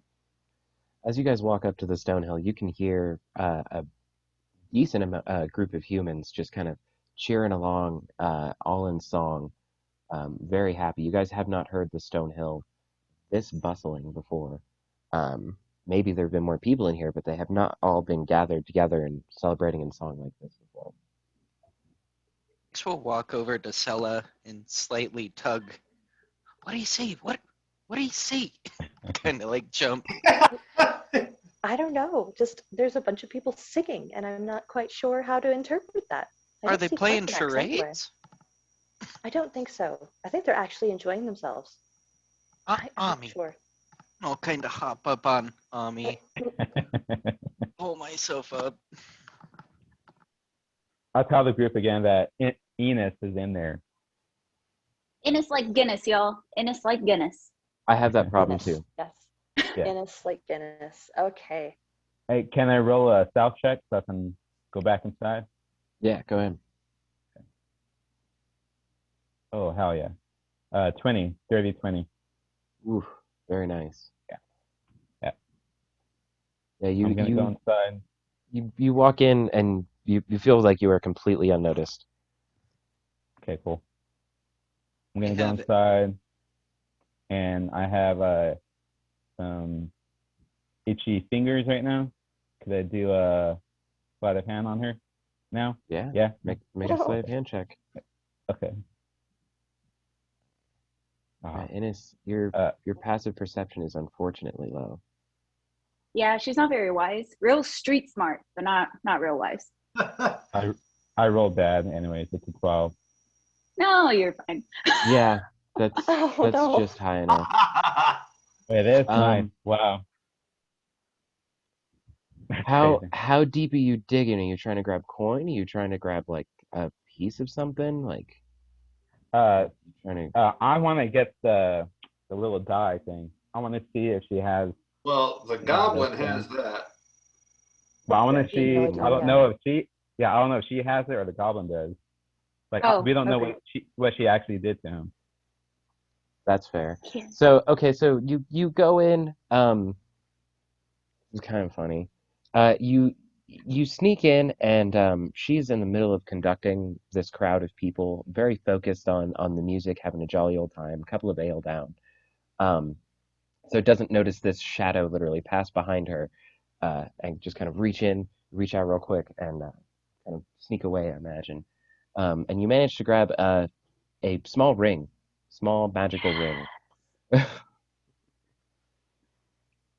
from one of her Mm. pockets, and it's not exactly what you expected. You were looking for something small and magical, and that's what you wound up with. Okay, I'll hold on to it for right now. Okay. If she's nice, I'll give it back to her. Okay. Uh, All right. really quick rundown on Innis. Yes. What are your questions? Oh, just how do we know you? Oh, She so swooped in the dragon fight. You guys Yeah. were mid dragon fight, and she came in and actually killed the dragon for you. Oh, yay. so she's And good. then Well, Well, on the way out, I was just like, well, I gathered what I needed, I guess. That's not what she sounds like. But then she stole your newly acquired dice goblin. And by stole, I mean persuaded him. And then we just dimension doored out. You're like a reverse Sour Patch Kid. yeah. Sweet And- first, and then sour. Honestly, I think Innis is just a Sour Patch Kid. That would make a lot of sense. Okay. There's something else I'd like to add, Hex. She gave our dice goblin another dice and then convinced you to give Yeah.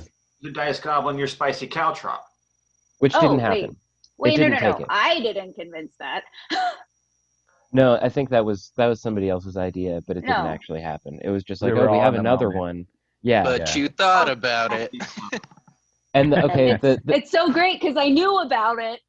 the biggest takeaway there is that they were all similar. Is that there was kind of connections being made between the stones, which is kind of why you had brought it out. You didn't give it to the goblin or anything like that, but it was kind of like, oh shit, yeah, we have this one too. Okay. and So I then still only- have mine? You do, yeah. You still do have that spicy kill shot. And Innis and Omni are friends. That is pretty Okay. true. Mhm. Omni was pretty happy to see another gnome.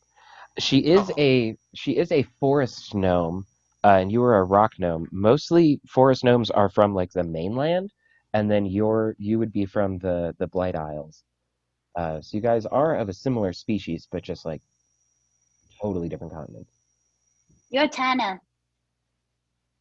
Yeah, he's a little darker, a Well, little stonier skin. Or I mean, or if not, if you want to roleplay that different. But Innis is very, very white. no, She's I'm peachy. definitely rockish. I am not the sneaky type. So I will let you guys decide. Me and Eru can hold back or whatever you guys want to do. still not sure what she's after. I think she's mischievous, is what she is. Perhaps. I don't think she's good or bad. And for my next trick, I'll Right. cast. Innis will cast mirror image just to make the chorus even louder. And there are 3 of her now. There's 3 of her. Nice. Oh, great. Can I see any of this through the crowd from the doorway, or do I just hear louder shanty music? From the doorway, you just hear louder shanty music. It almost seems like they got better all of a sudden. It went from a single noise to a trio, so it's like there are just some harmonies in there out of nowhere. Starts tapping his little gnome foot and then catches himself and looks back to normal. Selma is not entirely convinced that Innis Innes, sorry, is a bad person. She's just kind of bizarre.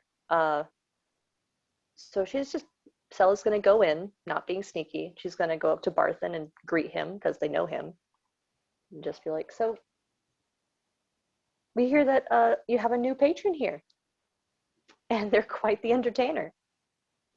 Yes, indeed. She had brought many of these patrons in herself and livened up the bar. It was quite a lowly morning, to be quite honest with you. And it's very good to have the locals in instead of those filthy red brands. They've been quite a muck since you all have left town. Oh, really? What have they really been getting into? They haven't taken anybody else, have they? Unfortunately, more have gone missing. I'm not sure how many are left in this town, to be quite honest with you. But it is good to see so many of our own here instead of those filthy red brands trying to make this their home.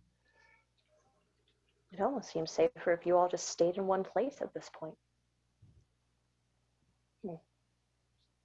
We're not How afraid. is This is our town. You're We will not take afraid? we will take it back if need be. Scylla just internally grimaces because she knows that they're feeding the people to an eyeball monster, and Barthen doesn't know that. Anyway, so what can you tell me about the new person? I think we've met her before on the road. Innes? Sorry. I know, we're I- overthinking it now. I know. What do you I know only about her? met Has her- she been around before? Oh, I only met her a short time ago. First time she's ever been in my bar. Interesting. Well, might as well join the party. She's gonna order an ale. Innes will start a new shanty, and I'm literally googling this as I go. I actually don't know the melody. There once was a ship that put to sea. The name of the ship was the Billy T. The winds blew up her boat, dip down, oh blow, my bully boats blow. And like all of her other ones, like, it literally says exclamation point. So I'm just gonna imagine all of her my mirror images is like bellowing that. So. Oh, that's awesome. So as I'm singing along as a villager, seeing Sella at the bar, I'm gonna grab the guy next to me, like, "Hey, get a load of the elf! Hey, get a load of that elf over there! Get a load of Stella the just- elf over there." Get a load of that!" And the guy turns really questioningly, like, and looks back at the bar, and then looks back at you, and it is just weirded the hell out because it's like he's looking in a mirror. Oh, it's him. he's like, but you, and then like looks at his drink and just pounds it. And starts going back along with the shanty. Does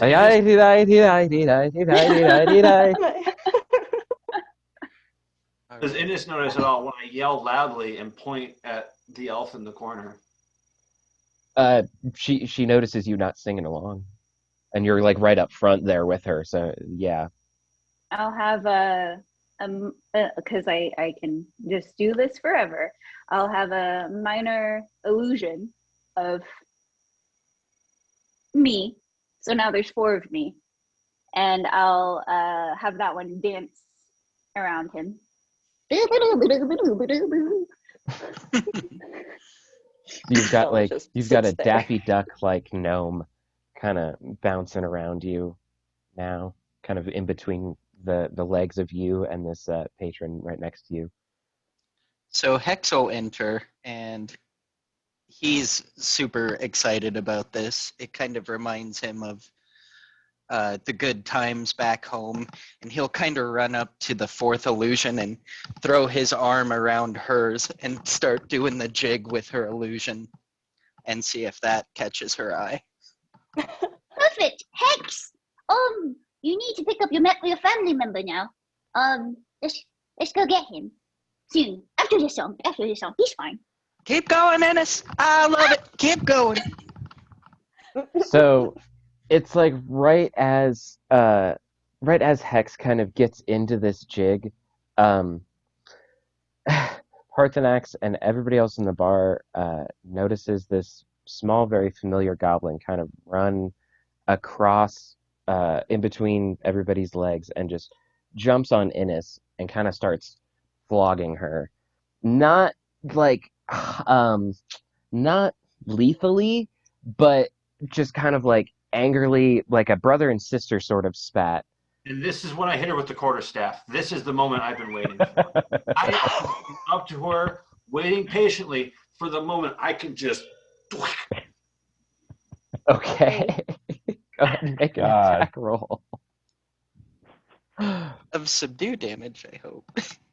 With disadvantage because I mean, you might hit lucky. Oh wow. Wow. Because you're close enough, you're gonna hit something in this kind of ball of Well, the first one was a 24. straggling that's going on. Oh, and what was the second? 13. Ooh. Oh, that misses. But that'll hit I mean it didn't hit a mirror illusion or a mirror image, but it definitely missed me. Okay.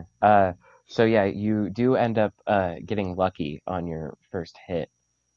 You're kind of just like swinging with the quarterstaff, I imagine, at this ball, and it's like the first one just kind of gets lucky. It's part of his contract. Say what? Stella spits out her mouth of beer. It's part of the contract. Oh, You can one-shot your. I'm You know, gonna Lucky's- carry Lucky like a baby, cast Friends, and I'll yell at the other patrons. He's hitting Lucky. That's against the drinking rule. Everybody is just standing kind of awestruck. Most of them are unsure if this is part of the act, if this is kind of just the show and how it's supposed to play out. Many of them just start to take a couple of steps back, and one or two of them go to the bar just to get another drink. Immediately down it. Oh no, Yeah. Lucky. Let's I'll just tell him and like pat his face. Let's get you macaroni and cheese. That sounds good, right? And he for grumbles the a familiar lovely phrase at Allfather. you. All you can actually catch in common is food once again. Okay, I'm sorry that crazy old man hit you. Let's get you settled, okay? so I'll go back to the bar and like put him there. He moves and I Yeah. hit her again. What? No. Hey Nick. No, she Okay. stole from us. Yes, I but don't you're know. uncoordinated. He's friendly. I don't know who you are at the moment. So, Ines comes up to the bar, and I'm like, "Oh my God! Thank goodness you're safe. Lucky! Crack. Oh my God! You're Yeah, I was gonna alive!" say. Yeah, Parthenax make an attack roll though as she walks by, walks over the bar, see if she makes it there. Sonny, it's your family. Sonny, it's Lucky, it's your family. I see this gentleman coming towards Ines, and I am gonna pull out my rapier and just point it right at him. Like, don't you fucking dare! Oh my. Don't do This it. is- Does she still have this- her illusions out? And mirror images? Yeah, your images, yeah. I mean they Is last it a still minute, up? so I don't know how long that's been a thing. X is So drinking a the beer. DM then- Okay. Next is drinking a beer. He's just watching. I think there. Oh. That's fine. I think you I don't want still Lucky to would die. have the minor illusions, but since Friends It's is like a tail end. Friends I- is a concentration cantrip, so that was Yes. why it had dropped from you doing the illusions. No, Oh. so concentration lasts like the entire time. It's when I take damage and it's half. If I cast another concentration spell, that's when I can't cast. Like that's when the other one is Okay. negated. When I take damage and I'm holding a concentration spell, I have to roll a Constitution saving throw to see if I maintain it. Okay, I thought it So, was. yeah. I thought it was that you can do concentration No, and a no. regular spell. Yeah, those are allowed. Okay. Still, I was the gonna friend say- still lasts a minute, but Mhm. the illusions are kind of on the tail end. Parthenax, go ahead and Can I make your do that? attack roll because you said this a minute ago. Sorry. It Gotta was keep a everything 13 in. again. Okay, so, and I think that misses. And Just roll to see if you hit an illusion. You do hit an illusion. Rolled an 11. So you feel like you So got then- a solid hit, but it kind of just goes through this like ghostly figure. And this is when I go into defense mode. Like, don't you dare. Don't attack her again. You crazy, crazy villager. What is your problem? I'm sorry, Niken, And you I can had do the- a perception roll to see which one is who. Yeah. Is there anything that spell says about somebody trying to determine? Like my duplicates? Yeah. Yeah, I'm trying to find you. Oh, so it's Wouldn't she impossible. just- Impossible to track which image is real, is what it says. Impossible. it just- Okay. Yeah, it duplicates me. Or duplicates. Did the I one said that right? when I don't we know. did it? Is that how it works? You said So what? if a creature uses an action to examine the sound or image, the creature can determine that it is an illusion with a successful I know what to do. intelligence investigation check. The illusion against your spell save DC. Oh, whoa. Are you looking at minor illusion or mirror image? I was looking at minor illusion. Okay, I was because I popped up my 3 mirror images and then I just had the Ye- playful minor illusion. I have a lot of spells going on, so I am very sorry, and they all sound the same. Okay, yeah, minor So- image I guess is a little bit different. Yeah. So all the images are next to each other, correct? Yeah, It's they're like kind of, boom, boom, boom, Yeah. and I Okay. had 3 of them. Now I have 2 of them, including myself. No, that's not true. Okay. 3 of them, including myself. Okay. So I want to cast sleep on her. Can I okay. do that? Because it won't hit illusions. It hits creatures, living creatures. So wouldn't that hit her? Yeah, Right? you know, Oh, yeah, that's a you good know the question. area that she's in. So yeah, it Okay, totally would. I roll 5d8, and let's see if we can get enough points.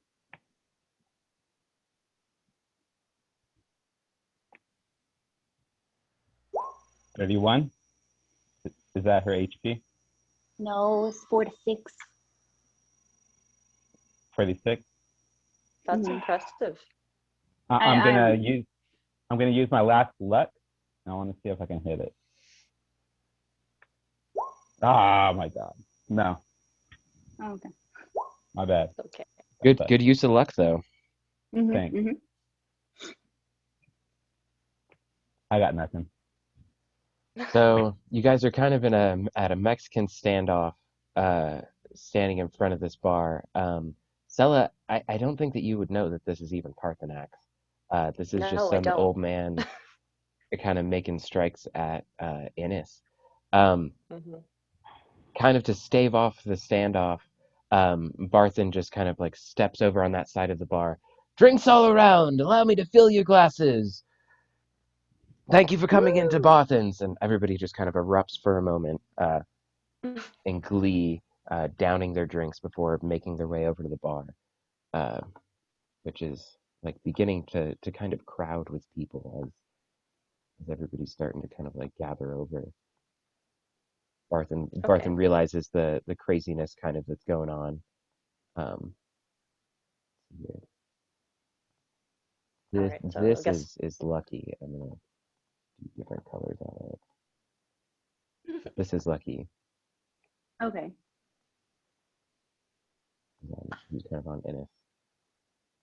I guess you guys would kind of be like right next to the bar, like yeah. And axes. Oops.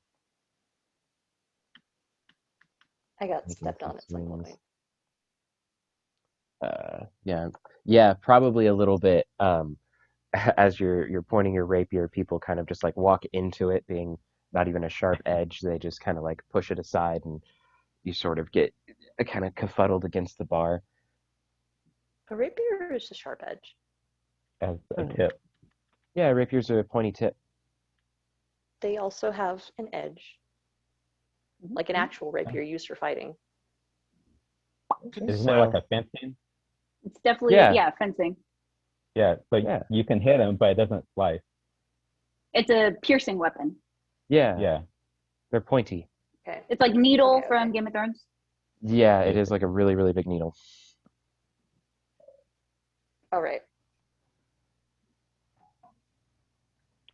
Google search. Yes, Google.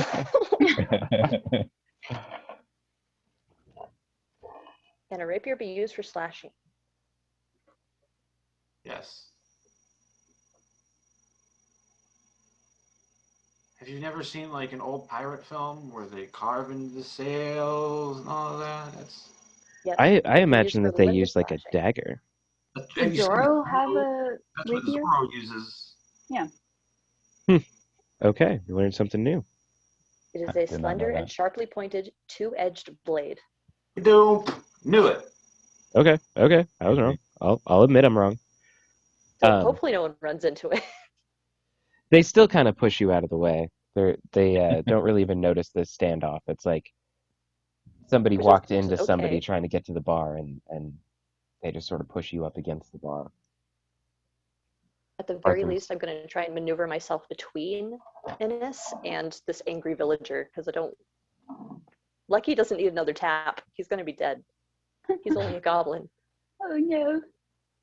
I don't think I even Mac had you and roll cheese. damage for that. No, please don't. He will die.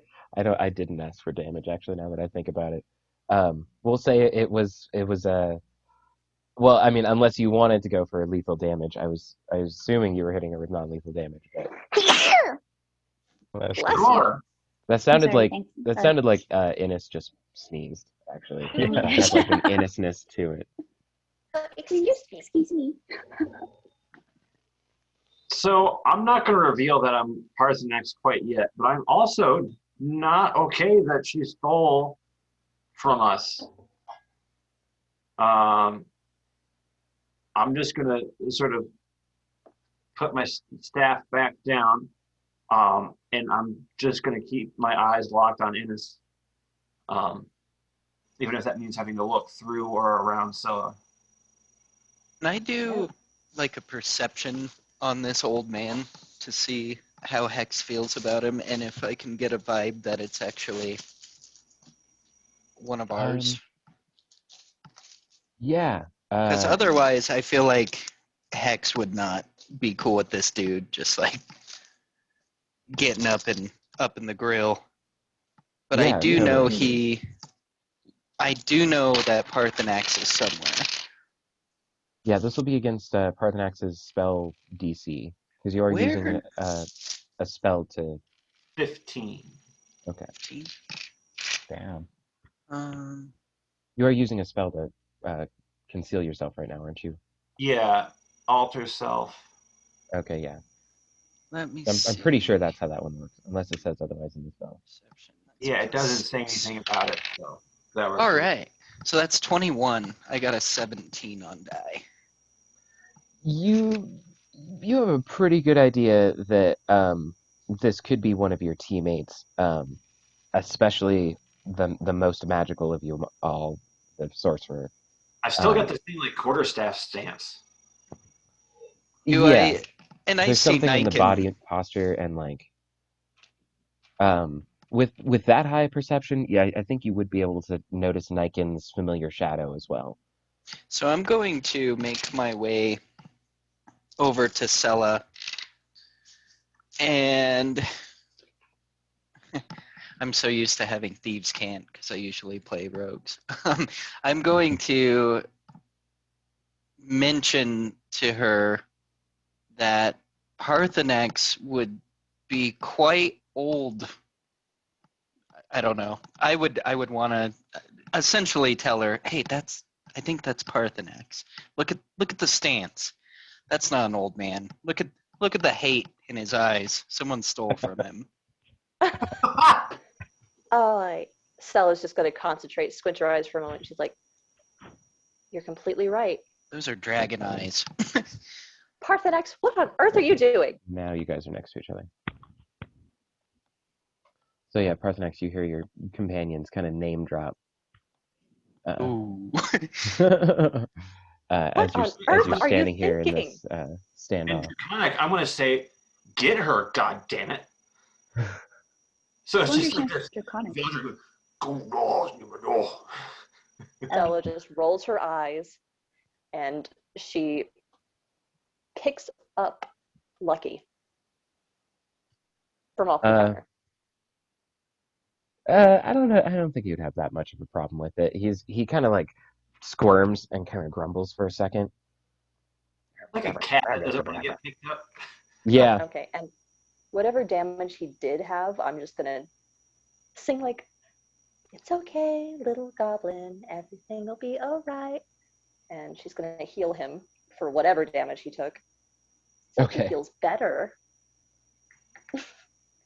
Okay. I would say So like minimum would probably be Parthenax's like unarmed strike. he gets back 7 points of damage. Okay. Yeah, so We'll say he had taken Does he 4. okay. I do 4 So, damage. like, does he calm down a little bit? Like, oh, I feel better, and I'm being sung to in this little lilting lullaby sound. It's like when you turn He'll that rock it a same little cat. bit too. It's kind of like when you turn that same cat upside down, that they kind of just like paralyze for a second. Yeah, and they're just like, I don't know what to do. What is happening? So he has just like a little bit of paralysis, and it's like he swung his bag over from his back like onto his stomach, and he's just like clutching that, kind of like holding Okay. this bag kind of in a familiar coddling kind of way. As this goes on, I'm going to grab a round of drinks on a tray and hoist it way high up on my gnomish shoulder so that it is, a good 3 feet off the ground. And I'm going to suggest very loudly and very sternly in my gnomish, deep rock voice, hey, how about we go get a table? Let's and I'll just start walking with these beers over to an empty table. What a good idea. Marcella. And I'll help you carry them. Thanks, yeah. Yeah, Between the two of us. this is perfect. Stella just This is like awesome. rocking this gnome. She's gonna be like, "Yes, thank you, Hex," and she'll follow them. It's just like, goodness gracious. Parthenax, are you coming? She'll say in Draconic. Or are you gonna continue to be a baby? I turn into you as I'm following you. Parthenax, are you gonna?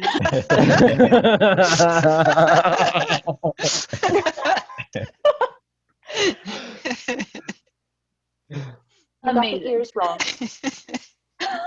You got the ears wrong. Nice.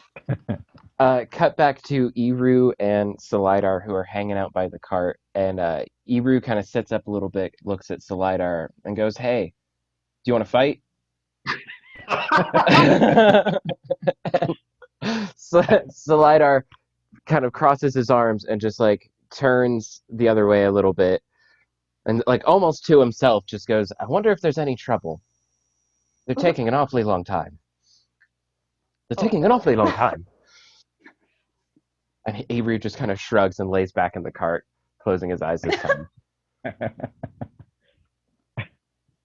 So all of you Alright. in the bar find a table, as pretty much everybody is just gathered around the bar, kind of getting free drinks. Barthen having trouble doing a head count, making sure that he only gives everybody one. But yeah, Hex, you and Oh, here, I'll drag Innes, myself. Yeah. sure, yeah, you and Innes gladly find a table. See here. Oh. Let's grab Lucky. Oh, I can't grab him. Never mind. Stella No, you can't even reach him. He's in my arms. Oh, that's right. Stella and Parthenax, you guys sit down at the table. I'm not sitting. Did you Oh, actually make okay. 2 of me? Well, You did. There's 2 of me. Yes. Well, the one on the left is Parthenax. This is Parthenax, and yes, You can tell by Parthenax, the ears. you can. Ah, they're long, but they're round, and it's like that doesn't make any sense. Just like, As a Dragonborn, I don't have ears, so I don't really account for it. makes Yeah. sense. That's not my problem. It's like So- that extra flesh is unnecessary. Who fucking needs that? I don't get what that's the whole thing's about. This is fucking stupid. Um, Just a little bit. Ami will also run in and give a very warm welcome to Innes. Oh me, and I'll belly rub him. He's like, he almost like sparks. It sounds like he's sparking. He's just super happy. Oh, that's Spark. adorable.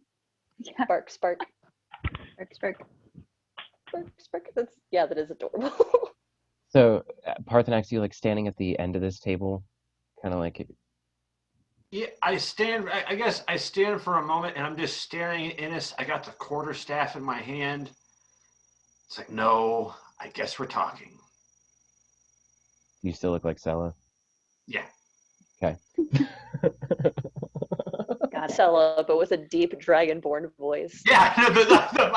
At this point, it's like my voice is back to normal. That part, I let down that part of the act, but I forgot about that last shapeshift. So yeah. This is the biggest catfish. It's like, hey,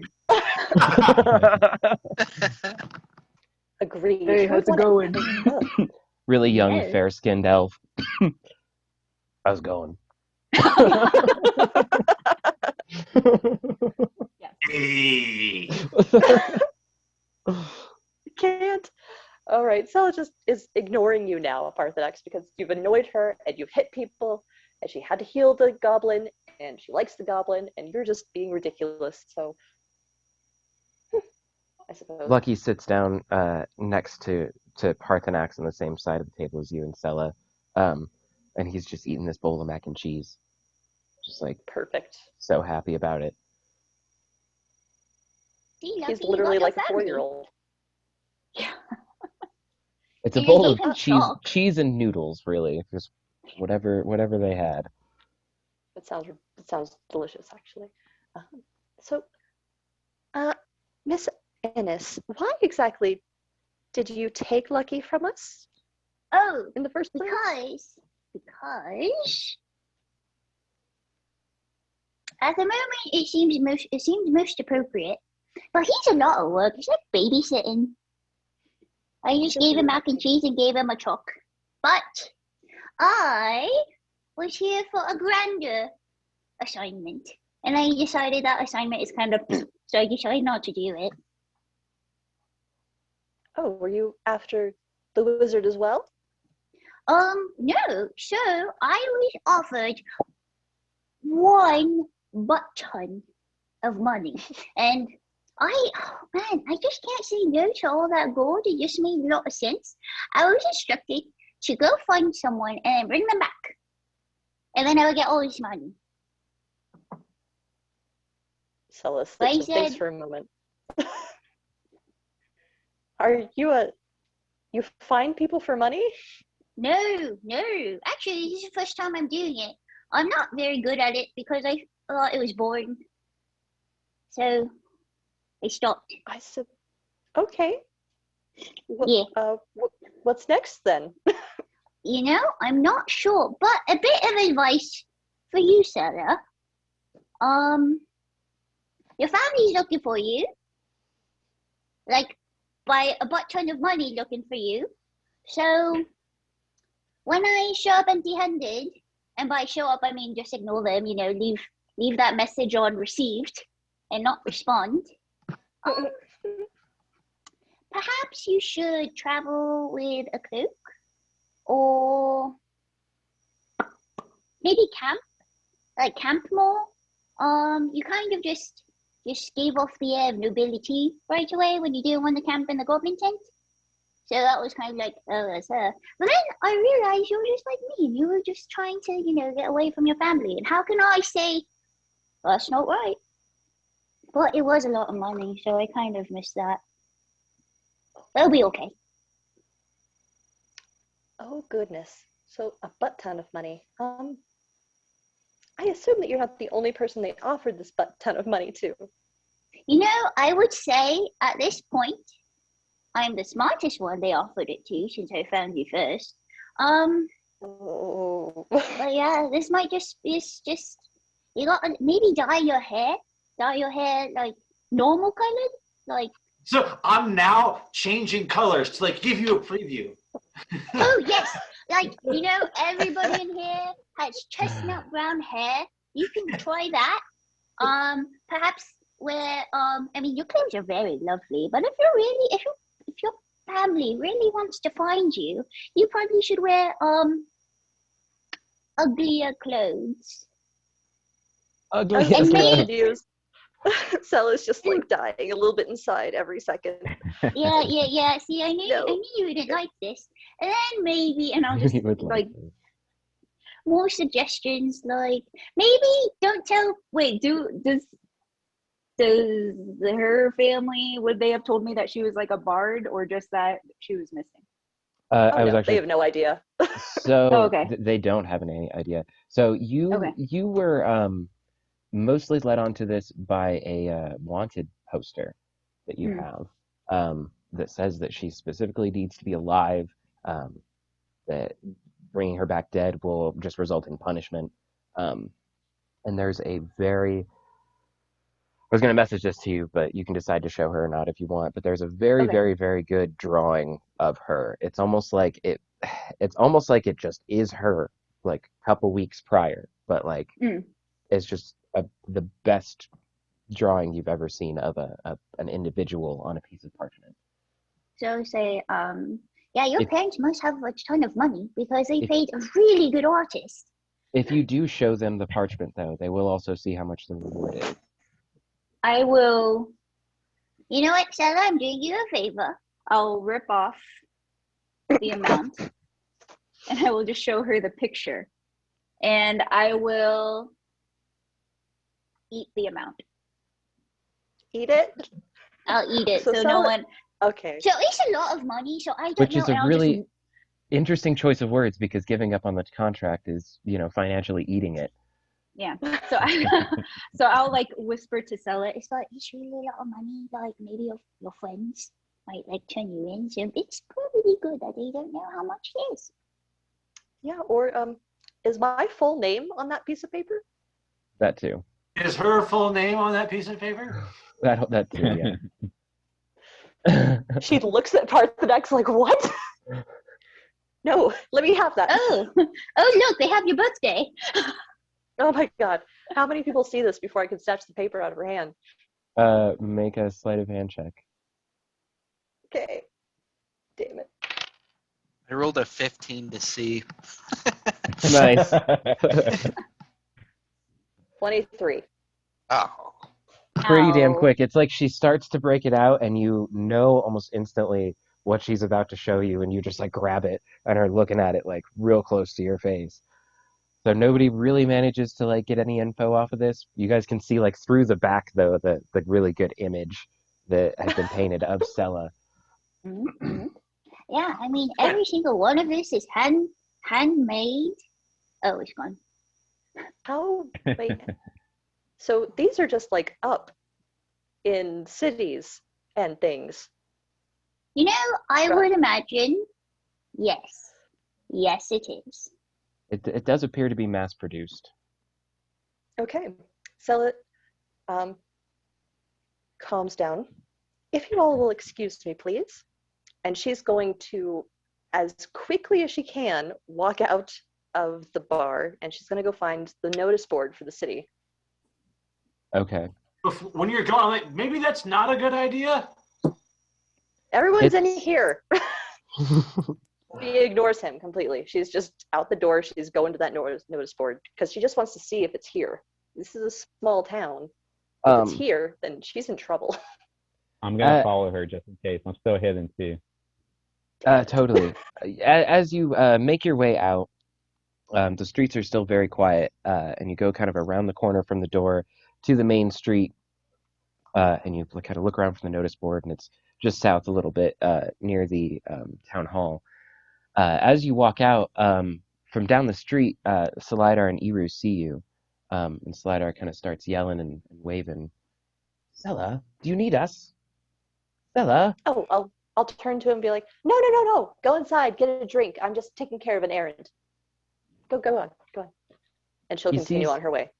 He sees you kind of like they keep coming downtown and then start going around the corner. But he sees you walking over to the notice board and follows you. And by the time you Mhm. walk over to it and you're starting to kind of look around at all of the different postings, he produces a very similar piece of parchment with the price still intact. And he says, Lady Sella, I managed to grab this the last time we were in Phandalin. I didn't have a good time to tell you about it, but I thought it was better in my hands than to leave it here in the town and let the Red Band see it. Luckily, I got it from the mayor before it was posted to the board, so perhaps this saved us a little bit of time. I got it at the same time that I had Parthenax's letter. I just didn't know the best time to show you without revealing all of it to the group as well. She just jaw drops when she sees it. She's like, well, Sir Slidar, I'm not sure what I did to earn your loyalty, but thank you.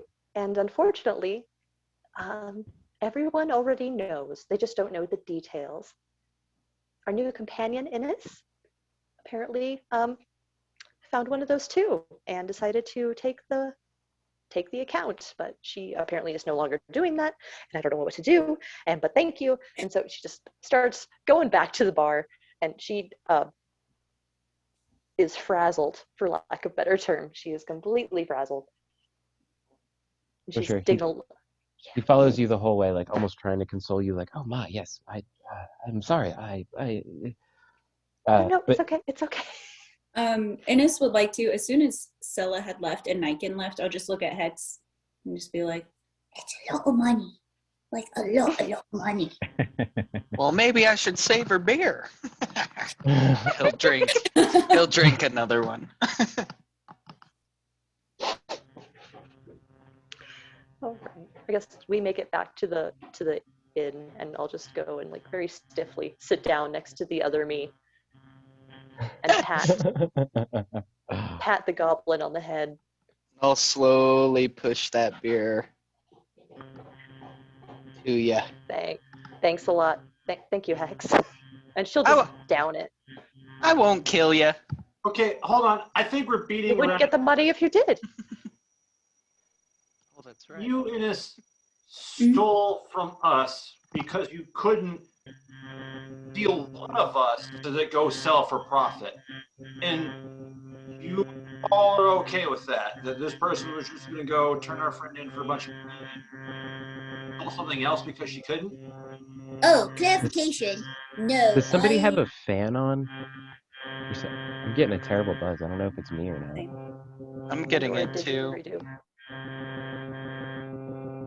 I know that I don't listen to didgeridoo music, so.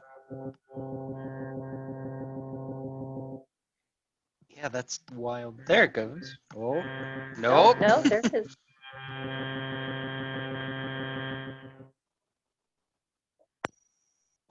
My thing is dying, maybe from that. I don't know. when you move something, Jess. Oh, never mind.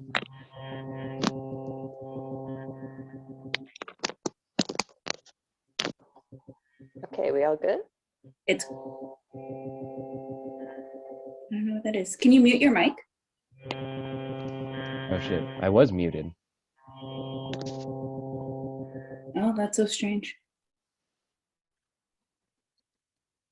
Is it Jess? I don't think it's me. I was just I'm unplugged from my microphone. Oh, It okay. is Nyx. It's Did it go away now? Yeah, it's not there while you're muted. I'm Good not now? muted anymore. Okay. now. No one move. Stand very still. Very Okay. still. Sorry, that was like a key roleplay Aliens. moment. I'm sorry. Yeah. No, you're fine. So just Oh, no, correction, Parthenax. I was instructed, I was just like, let's see what this is all about. And then I saw you guys fight the dragon, and I said, oh, well, she's not supposed to die, and it would be rude if everyone else died. So that's when I jumped in. And then I said, after getting to know really all of you, it's just like, it's really not worth anything. It's like she's just, like, coming from my own experiences, she's just trying to get out in the world, escape her parents, been their sister, and then just enjoy life. So why should I interrupt it? So instead I took the goblin because, I don't know, it's like I think it would make a bigger impression. And by looking at your quarterstaff, I would say yes, Yes, it did. He is a rather charming little goblin. Yeah, he's fine. He turned into a human a second ago, which was really strange. Yeah, he rolled on his Dicey McBlock rock, and he turned into a person. Interesting. And now he's a goblin again, so... I'm gonna have to learn goblin. I pat him on the head again. Mhm. Macaroni and cheese. Oh, but don't get me wrong, Parthenax. It's not personal that I stole from you. Technically, I would steal from anyone. I'm a dragon. I descended from a dragon. Stealing from me is a very, very personal thing. I mean, we killed a dragon. I feel like that's quite personal as well. Yeah, but he's not related to me. That's fine. Oh, okay. Oh, whatever. Different kind of dragon. Might as well be a different species. Oh, yeah, that's right. Well, he's returned and in one piece, and if anything, I gave you more time to relax without worrying about him and what he was doing. Because he might run away, and I just gave him food and chalk. Now he's almost domesticated. Domesticated? Almost. Almost. Lucky is just sitting there licking the inside of the bowl, trying to get every bit of cheese off of it. Yeah, he's not eating goblins anymore. And it's like as soon as you say he's domesticated, he just like peeks up from the bowl for a second, and there's just cheese covering the face. There's a cheese coating to the Lucky Goblin face, and he just goes back in trying to lick the bottom of the bowl. Yep. He's on his way. You think he might have eaten the spoon that he was given to eat the macaroni and cheese with. It happens. Parthenax isn't quite a huff, and then he takes a deep breath, lets it out his nose, a little bit of smoke comes out. Okay. Wait, Parthenax's nose or Stella's nose? It would be Stella's. It would be like Stella's, but it would be like that, a little bit of fire. Listen, Uranus. I like you, I respect you, but I don't trust you.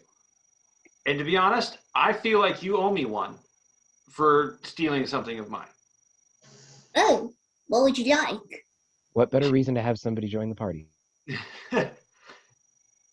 Can you help us defeat this eyeball monster? Look, there's some bandits terrorizing this town.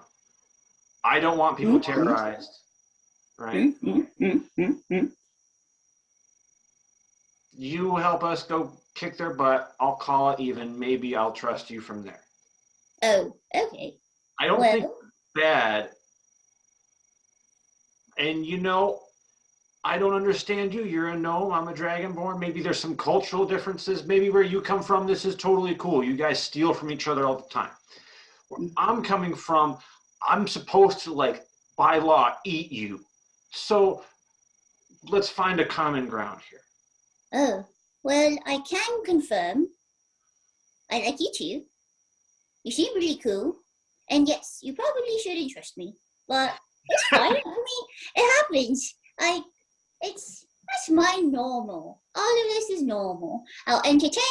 I'll steal. I'm the very, the folklore Robin Hoodist type. Steal from the rich, put in my pocket, and give some change to the poor. That's kind of it. So I get it. But yeah, probably. Yeah, sure.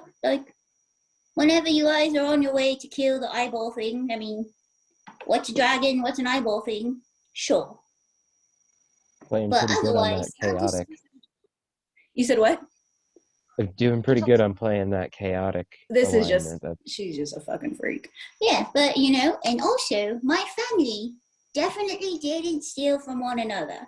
Granted, I grew up in a farming community, and it was just so boring. So then we left, and then I stole stuff from other people. To be fair, I've stolen things from other people too. Mm-hmm. Since I left home. And food. It's like, yeah, I steal things, and I'll check my bag. It's like, oh, I am missing something. But it's okay. So Hex is starting to feel the beers that he's drinking, and he pulls up a piece of paper and a a writing utensil and jestingly looks at Sella and goes, "Can I have your autograph?"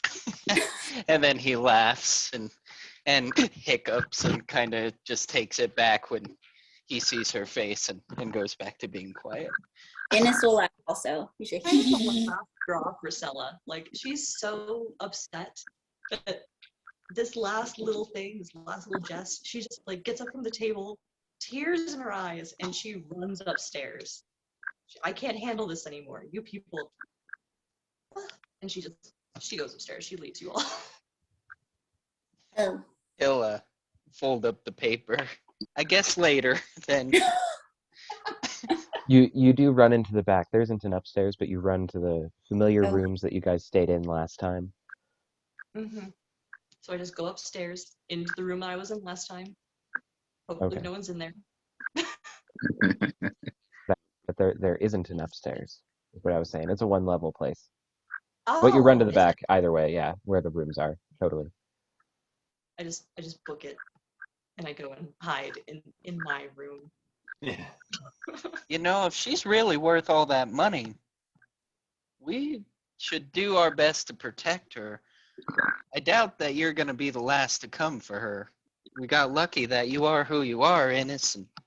oh, I don't want no. anything bad happening to her. I might joke with her, but I'd protect her. Yeah. No, I get it. She just seems like she's going through her rebellious stage, it seems like, and perhaps going on this adventure will kind of toughen her skin some more. So maybe instead of being so distraught and against camping, and maybe she'll toughen up and start eating with her hands. Seems she'll have to. I just assume you're eating with like silverware at all times. Okay. Hey, Monogram every silverware from home. thing you can think of, she's done. Like, she keeps herself clean. She does her laundry. She's constantly journaling. She eats with utensils. She gets upset when her sword is dirty after a fight. She has to clean it.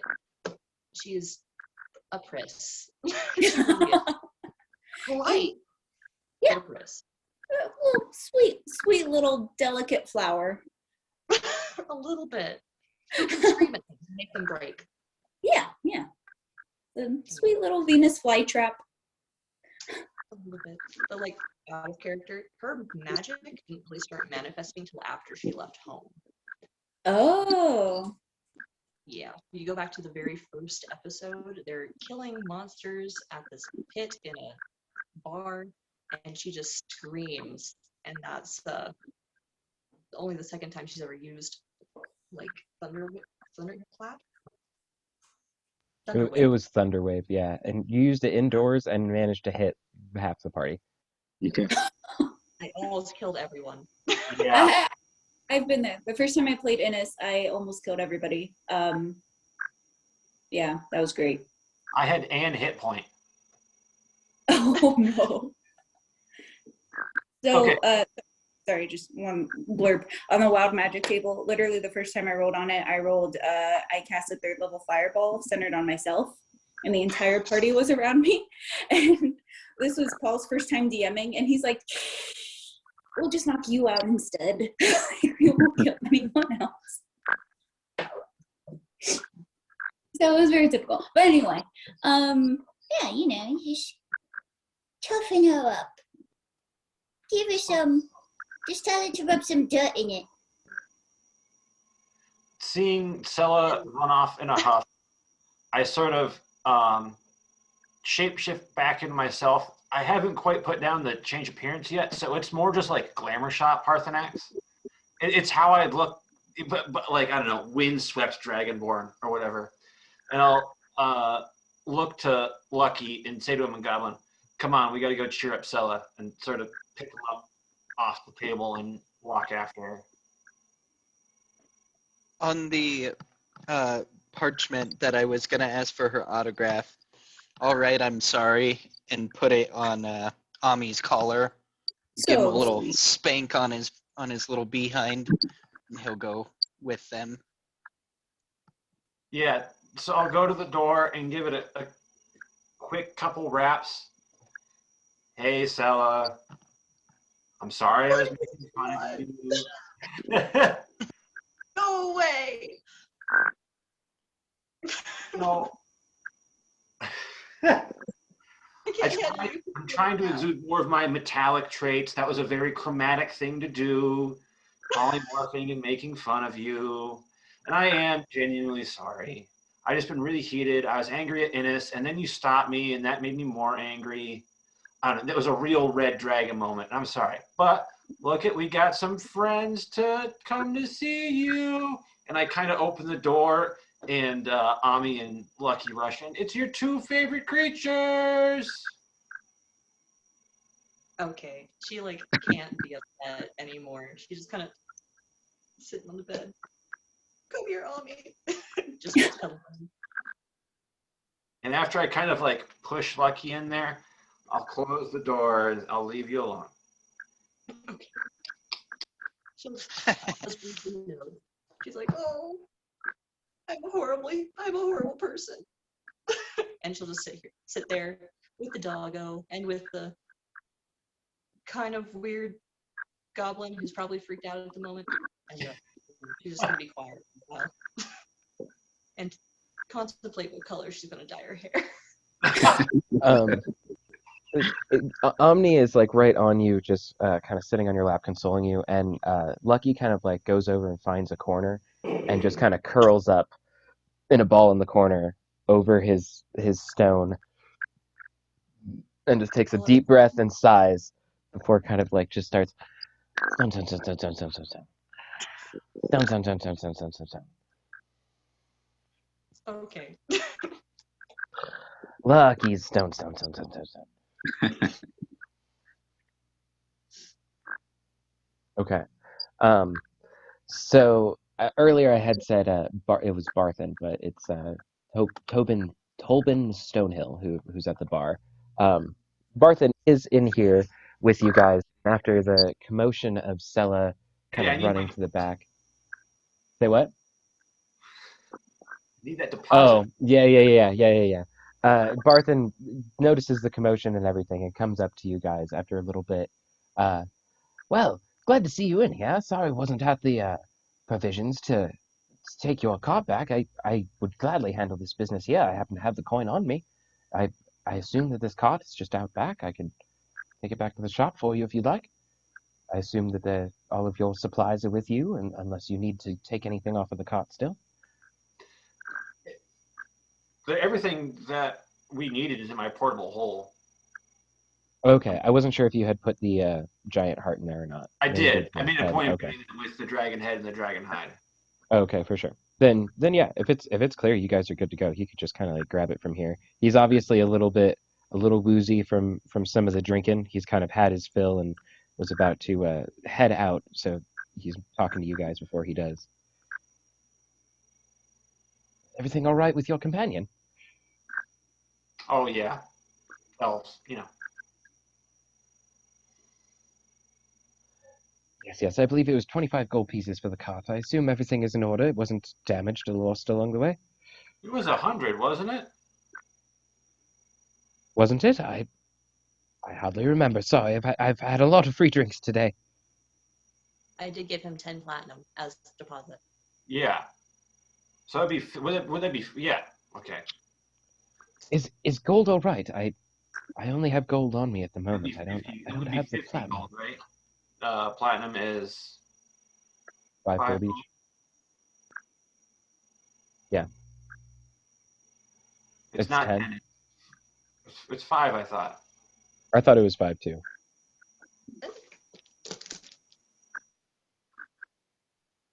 Because he definitely wanted 100. Oh no, it does equal. Well, yeah, you're right. No, it is 10. So it would be 100 gold. Okay, I thought so. And he has just a large sack of gold that he's kind of like, I'm not quite sure who to give this to. I will Alright, take okay. thank you. I'm team treasurer. I'm the treasurenator. All right. Yes, well, that'll be it for me today then. Yes, I shall see you on the morrow, I suppose. And he kind of drunkenly stutters out the back or out the door and You guys can see the cart through the window kind of going around back over to Bobby. Colvin kind of waves to the back.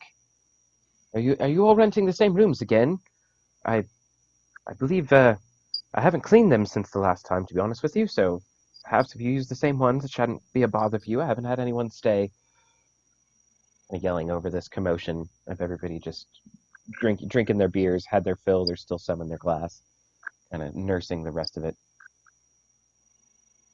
Yeah, we'll rent all the same rooms again.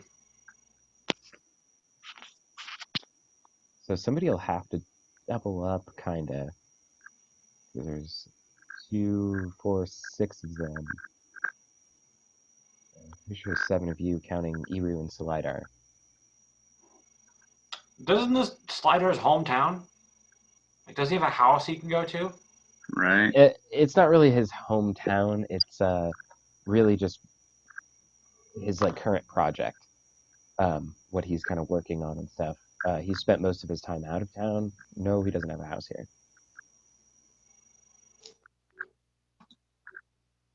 Oh no, where are we gonna put Eru? Doesn't that make 7 of us?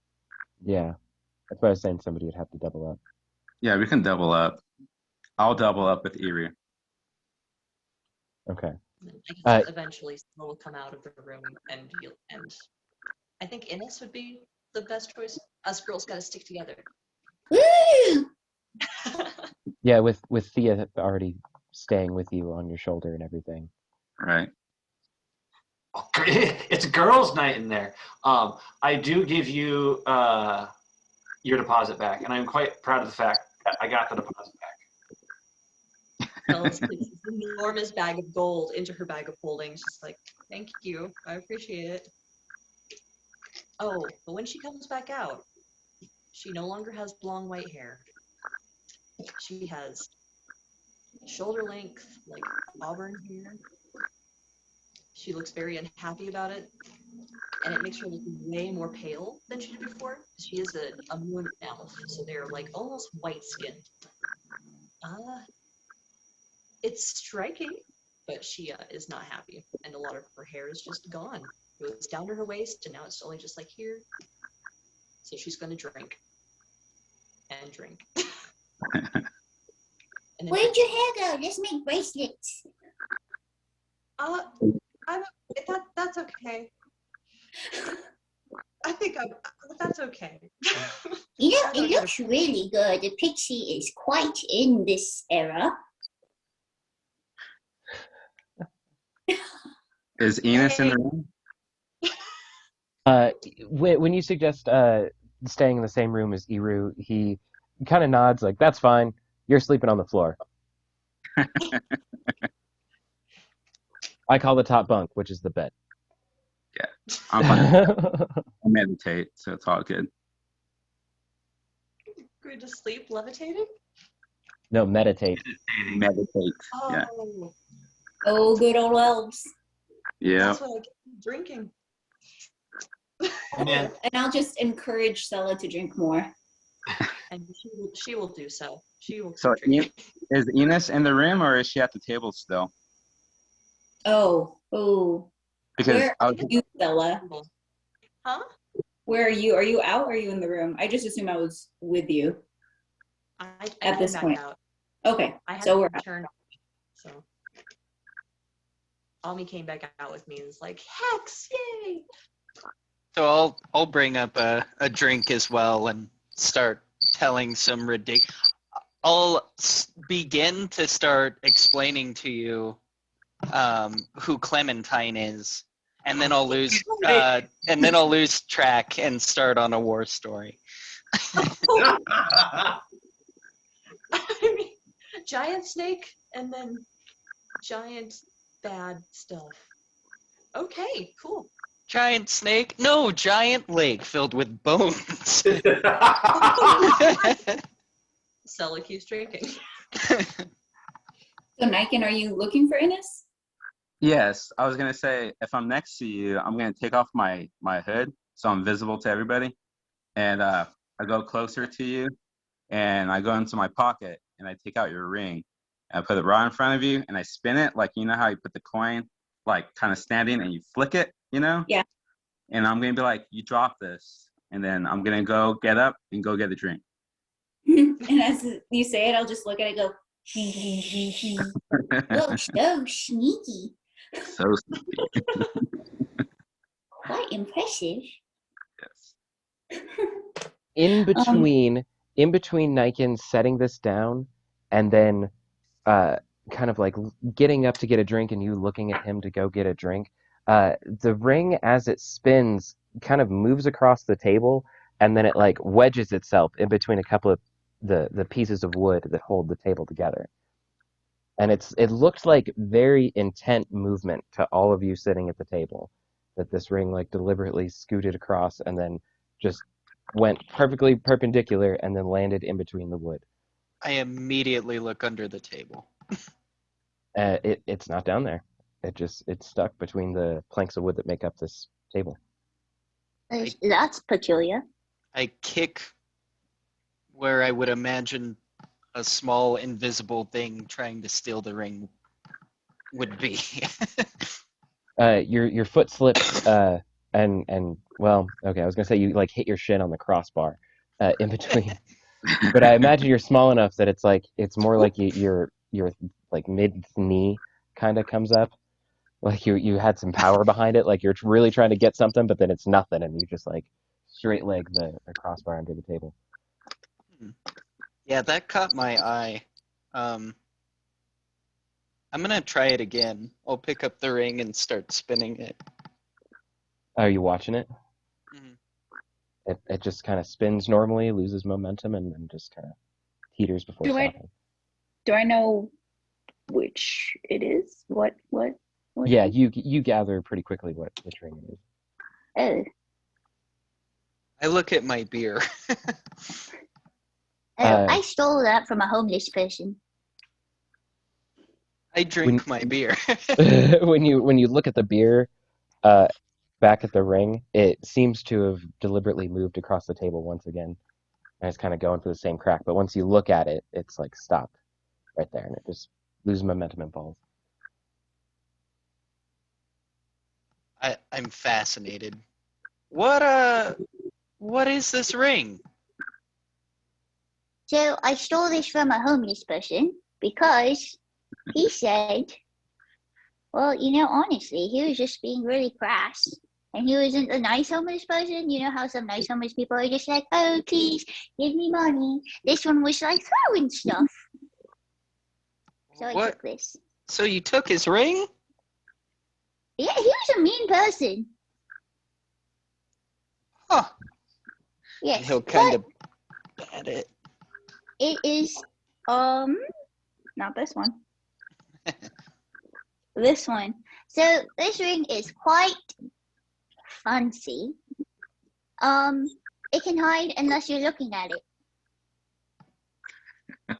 And I'll kind of like look away and look back really quick.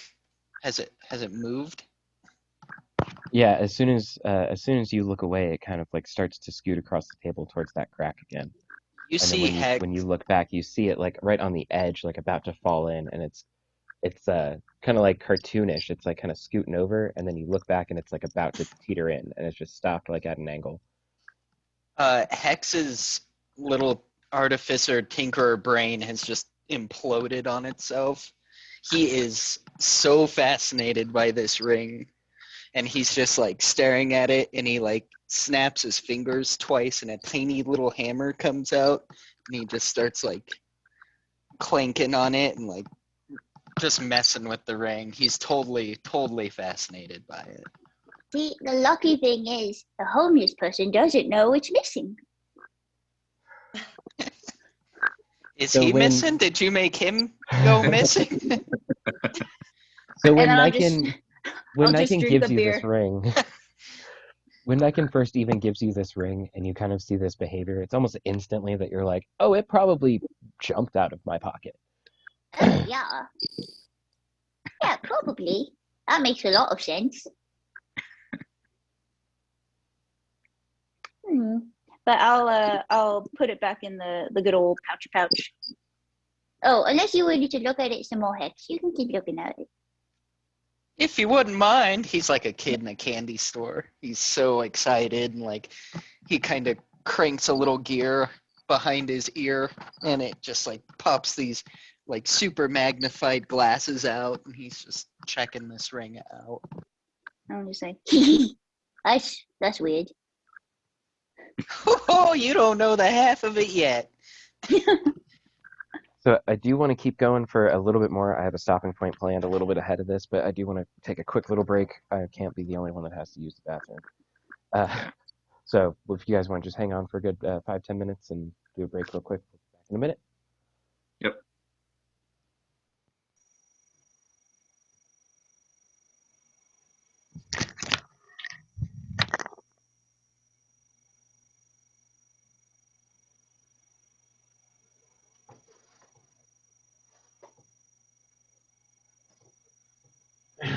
Trying to pause the recording. We're back. So, all of you guys are kind of partying it up in the Stonehill Tavern. You guys are the last ones drinking as you are staying there tonight. People slowly start to kind of filter out as the coin in their pocket runs dry and the free drinks sort of start to run out. Colbin is kind of having to usher people away. That's enough now. That's enough now. You've had your fill. Don't lie to me now. And kind of empties out the tavern. You guys spend the night drinking, rent out your rooms, which Colbin gives to you, knowing that you are all on a quest to rid the town of these red brands, and is very happy with that. So he's not really arguing too much. Are those dragon scales or something? I tried to do a Dragonborn. Didn't work. Sick. No, that's cool. Is there anything you guys want to be doing for the night, kind of preparing for tomorrow, or anything you guys want to be setting up, getting ready? Sala is so drunk. All she can do is kind of flop on the bed and fall asleep. Okay. I'll turn I her like to to make sure she doesn't die. You Good know, call. keep you on your side, so if you vomit, you're not gonna choke. Thanks, Innes. I've done this before. It's okay. You're So a good thoughtful. girl. I change our dome ratios. Thank you. Oh, you're so welcome. And I'll just pat her. Her Okay. biggest concern right Mike's now gonna is go to how his much- room too. Oh, Nice. I bask I in how much investigate more coinage is there to sleep on since the last time I was here. There is more. There is plenty more. Your pillow is very stuffed. Stuffed and fluffed, as it were. Niken, throughout the night, as you and Iru sleep, well, you meditate and Iru sleeps heavily, not necessarily exhausted still, but just still kind of on that pre-exhaustion, post-exhaustion sleep, and he is just passed out. Every now and then you can hear him muttering, though. It's like you'll be in mid-meditation, things will have been completely quiet for a while, and you'll just hear okay, All Father. That's All Father. Okay. And it's lots of mumbling, but the only thing you can actually make out is just the name All Father. Okay. Can I investigate the room just in case there's anything in here? Mostly traps or whatever. Sure. I'll just give you with even your passive investigation. It doesn't seem like there's been anybody in here since the last time you were here. It definitely was the same room that you were in last time.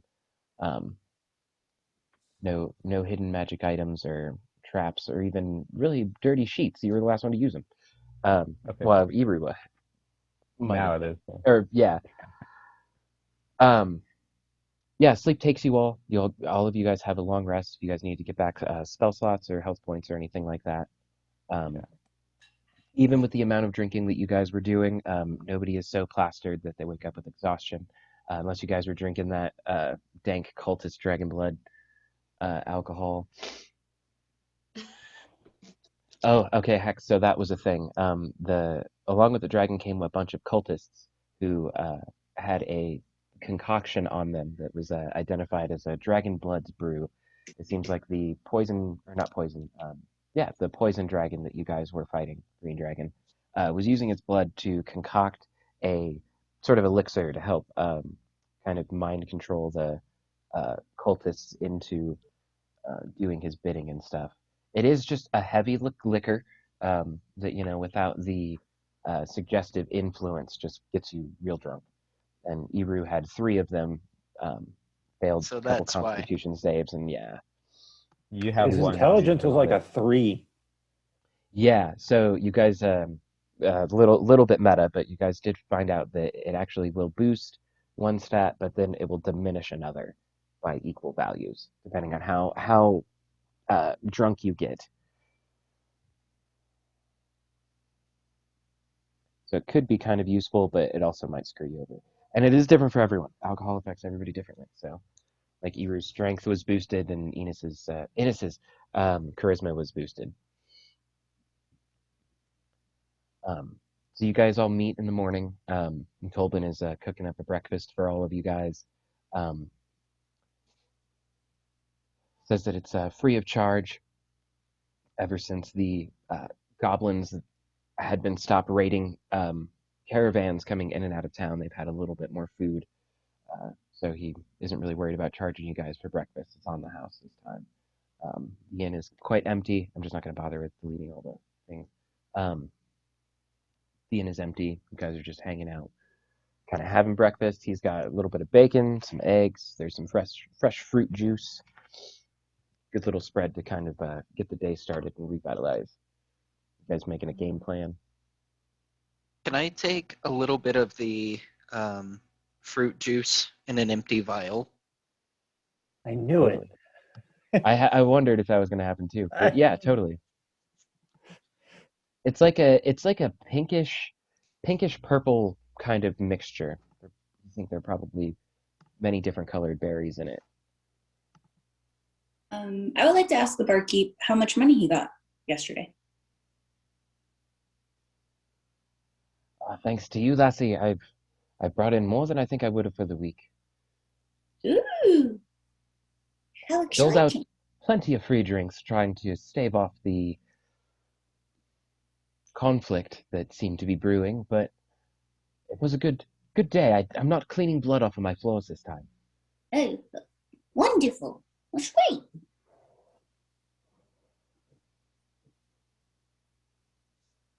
Might I get your name again? I think you shall receive free drinks the next time you come in as well. That was more patronage than I would have had for a while.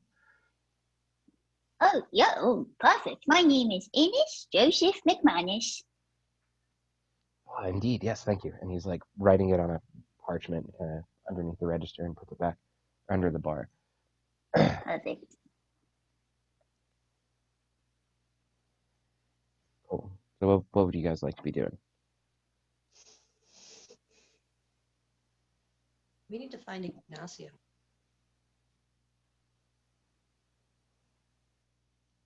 You know, the paladin guy. We left him here last time. I think he went on like a faith quest. Yeah. It sort of was. It's just to help you guys.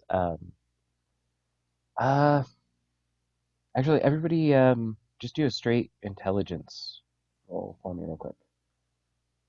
Except you, Hex, because you weren't here for this part of it. Ooh, that was a 27. 10. With wow. with the 27, even Hex, yeah, you're kind of focused on the red brand threat. You're kind of thinking that that's probably just the first off thing that you guys need to be doing is just getting rid of the rest of these red brand. 10 Yeah, from I can Sela. Niken, what'd you get? 11. 11. Okay, Parthenax. 13. Okay.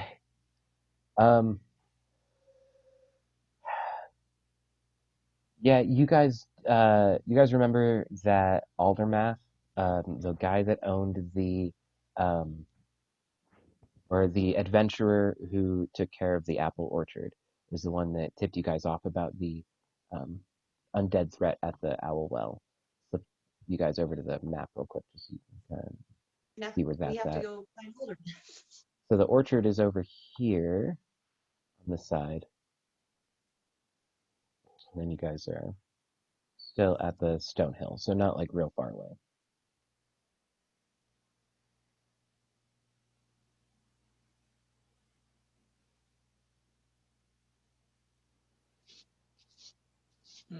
So I guess perhaps we should go speak to Aldermath. Let him know that the well is taken care of. Thoughts, concerns, questions? Yeah, I assume that was to the party, not to me. Yes. Sorry, I was adding my fruit juice. Nice. Yeah. So You and Arrow haven't met him yet. He's a pretty cool old dude. He used to be an adventurer. But he tipped us off to the well, and that's why we went on this whole crazy adventure and found you guys. I think. worth paying a visit to. The back entrance to the Red Brand's hideout is in his orchard. So I think that's the best place to go. So that one I have to retcon it kind of. I screwed up a little bit because there's a farm and there's an orchard in this town. The owner of the farm is Alder Leaf, and the owner of the orchard is Alder Math. So I probably got those flipped around at some point. There was a hole that Niken went in. That seemed to be like a dugout. It's more or less a cache that the farmer used for his apple cider. Oh, so it doesn't connect to anything? So that He was doesn't just connect. hanging out there that night.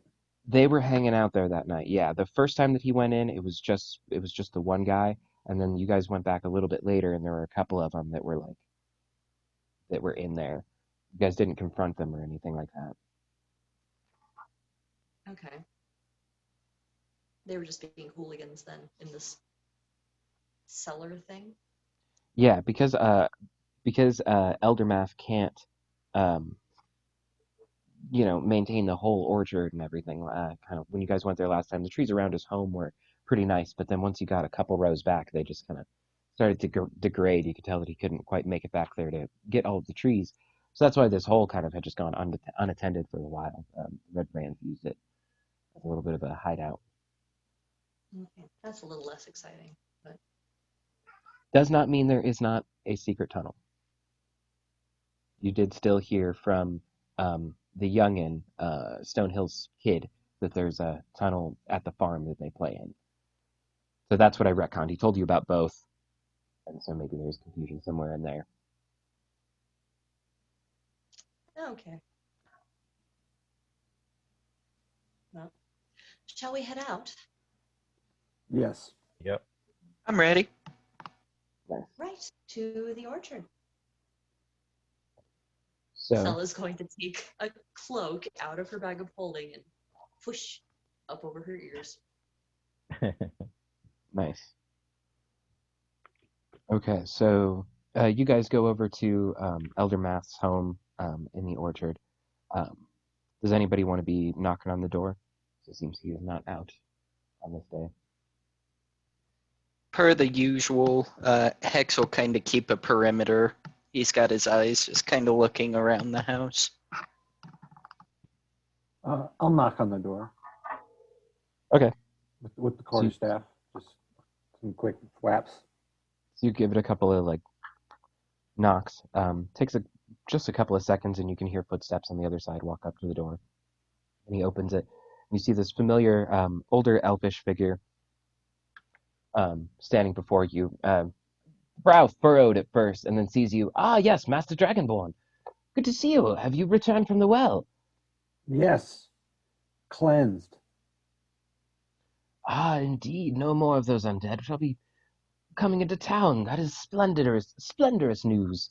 Nope, the smell's Indeed. gone as well. What's You get gone? that one for free. The smell is gone. You took care of this. No matter. That is wonderful news. Listen, I've been thinking since all of you had been gone. Proving this task is quite hefty. I think all of you might be quite worthy for the crap. And there's a guild that he offers you guys to join. I forgot the effing name of it. Let me find it. There's a guild that I was once a part of. I haven't participated in quite some time, but they do excel at these types of missions. If you think that you or any of your group would be fit for joining such a group.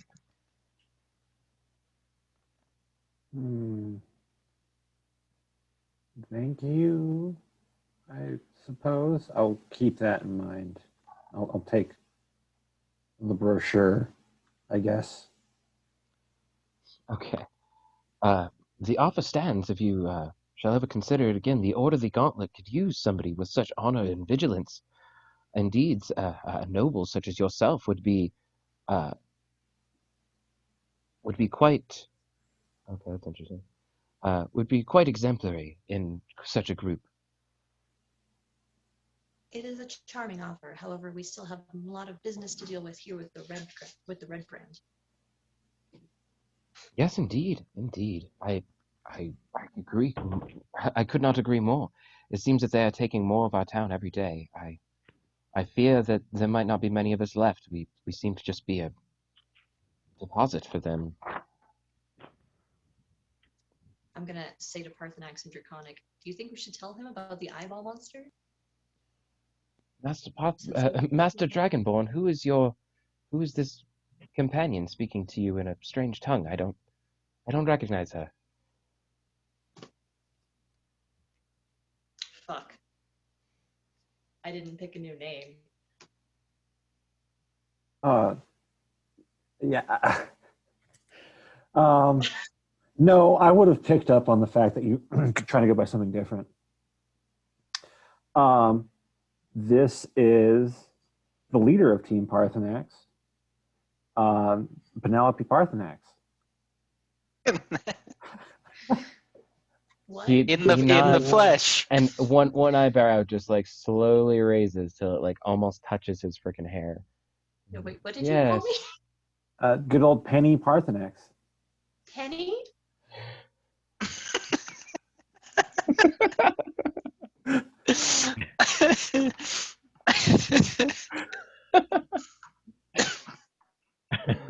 You can't see me do the thing, but yeah, it's going to be some kind of currency. Like, it'd be like a rose, like how girls are called Rose or whatnot. Penny, yeah. Oh my gosh. Watching this on YouTube can see, but I did just change Jess's name on the Zoom meeting from Sella to Penny Parthenax. Oh my god, I can't. Just put Penny. Leave the Parthenax part. Everything with Penny. Oh my god. Sella, now Penny cannot. She can't react. She's just immediately goes silent and does nothing else. It's been 2 really awful days, and now her name is Penny Parthenax. Penny Parthenax. It just Penny out. I'm sorry. In the moment, So Eldermath still is kind of skeptical at the whole thing. Goes, well, if you want to defeat the Red Brands, the Sleeping Giant and the Transcender Manor, where they seem to spend most of their time, they've been trying to take over the Stonehill Manor for some time, the Stonehill Inn for some time, giving Barthen quite a trouble as well. Mm-hmm. We should just go kill somebody. Let's do that.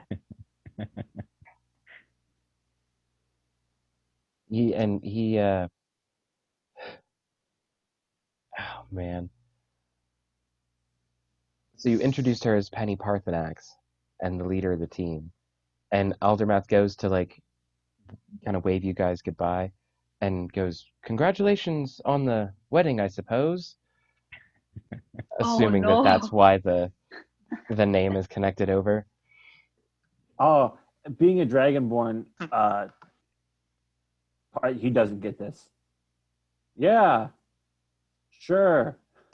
Have a good one. Silla's fists were like shaking. He is enraged. Fuck. Because she's now wearing a ring too. That ring of protection.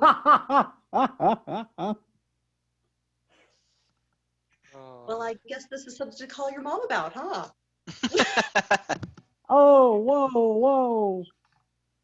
Hey, it's just some old elf in some town. You think of something better the next time. You obviously don't leave it to me. You see what happens when you leave it to me. I didn't have a choice. He asked you. Yeah, this is why you tell me what to say, and then that's why these things happen. This is sounding more like an actual marriage every second. Anyway, moving on. Let's go kill things, please. So you guys head down the road from Eldermath's farm, over through town to the town center. It seems like people are waking up a little bit late today. Lots of kind of squinted eyes and rubbing foreheads throughout town as people are kind of starting their work and tending to their lawns. You guys make your way, I assume, towards the either the manor or the farm. There are two ways that you guys can get in, and this is kind of meta, but your characters would also figure this out. There's either the hidden tunnel that the little kid told you about in the farm, or there's the front door that you guys could just bust in. We walk in side by side, guns and axes blazing, or the sneaky route. I think sneaky is definitely going to be more to our benefit. Eru is not sneaky, and Hex is very not sneaky. How about both? Oh, No, I don't. We could Yeah. split the party, but ¿Qué hora es dos? Yeah. Party. Don't ever split the party. Rule number 1. So I say the front door. front door is looking like our better option, actually. Hey, Eru, are you motivated? I love being to be motivated. motivated. All right. Should we put it to a vote? Or You we all reboot. front door? Eru votes front door. I want to charge in smashing stuff. I don't like sneaking around. As expected. Does anybody want to do the tunnel? Anyone I at all? mean, I can I still be don't. sneaky either way. We can go through the front, and I can go in unnoticed. Still, That is fair. We will still always have our shadow with us. yeah. And then Parthenax can probably disguise again as a red brand. Like look at someone coming out, coming in, or whatever, and copy that image, and then go inside through the front. Well, hey, that's a cool idea. Why don't we do that going in through the back way? Why don't I pretend to be like a red brand and I've caught all you guys? I want to feed you guys to the eyeball monster. Yeah. I'll pretend to be Yeah, Chuck. yeah. I'm about the same size. But what if they've already found his body? Yeah, that's Mission why to I go mentioned- get Chuck's dead body. I've got his pinky. You have his pinky. We should go make sure that they haven't discovered Chuck. But that is a great way to get in. If you can be Chuck, Well, they apparently find him useful enough to bring back the dead. well, hold on. If they've made something like a Chuck, where it's just a necromancy golem or whatever, then I could just be a Chuck adjacent creature. A kind of Chuck. a throw, if you will. Yeah. Oh, that was a good one. That was pretty Thank you good. very much. I don't know, guys. I feel like that at least gets us to a point. All right, the further that gets us, the less we have to fight. The further that gets us to finding people and or the wizard or monster, the better. Yeah, there's the cool Western scene where we walk in, guns a-blazing, going through the front door, but we could be in the middle of the house before we start anything. And maybe they'll even point us to where the other villagers are. Did they really do that in the West? Dragonborn Westerns are a miraculous thing. You'd have to see them. I'll note that. But it does seem like a better idea to get as far as we can without having to waste a lot of energy. Right. That just burns one of my spell slots instead of everybody's trying to assault the front door. Mm-hmm. All right. Vote. Then I guess that idea works too. So May or may not. Niken found some manacles last time.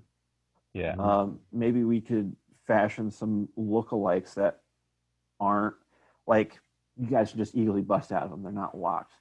And I will lead everyone by a length of rope like I've caught you guys, and we'll just kind of we'll scope out the back door first. We might have to knock out like some guards or whatever. And then I will lead you all in as if you're prisoners. Maybe I'll tuck all your weapons in my cloak and you can grab them from me and keep your daggers hidden. We'll think for a moment. And then, Innes, can you use that spell that you made multiple of yourself to make fake manacles?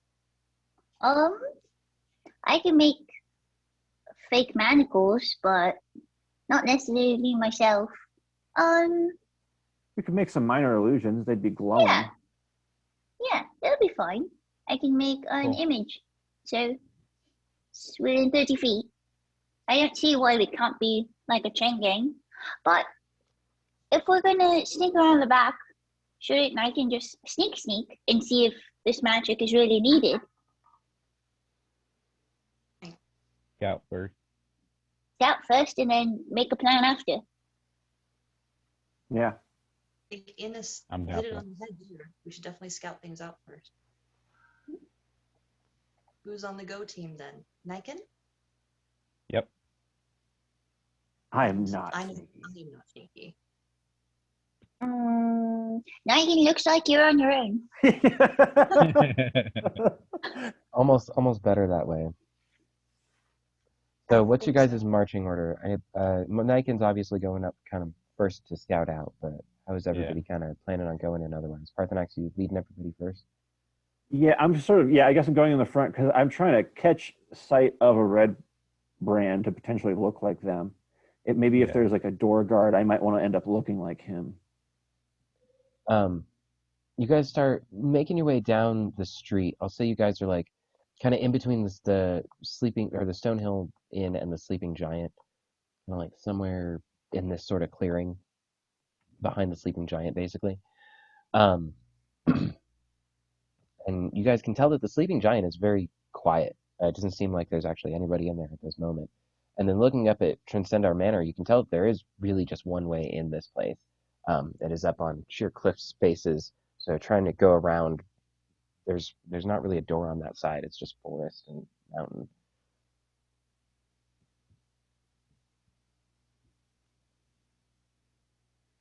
Yeah, well, we're going into. You guys are still just going in the front? No, we're trying to check out the back door. Yeah, we're sending Niken. Yeah. And so that's kind of like, as you can see, as Niken kind of gets up front, you can tell that there isn't a back door to this place.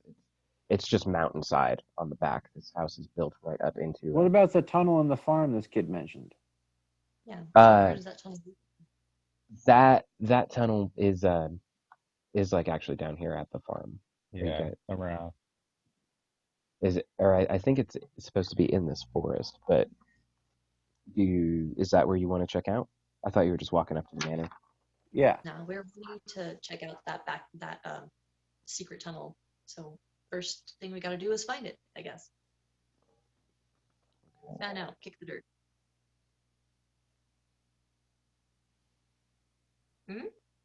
Yeah. Sorry, I'm just trying It's okay.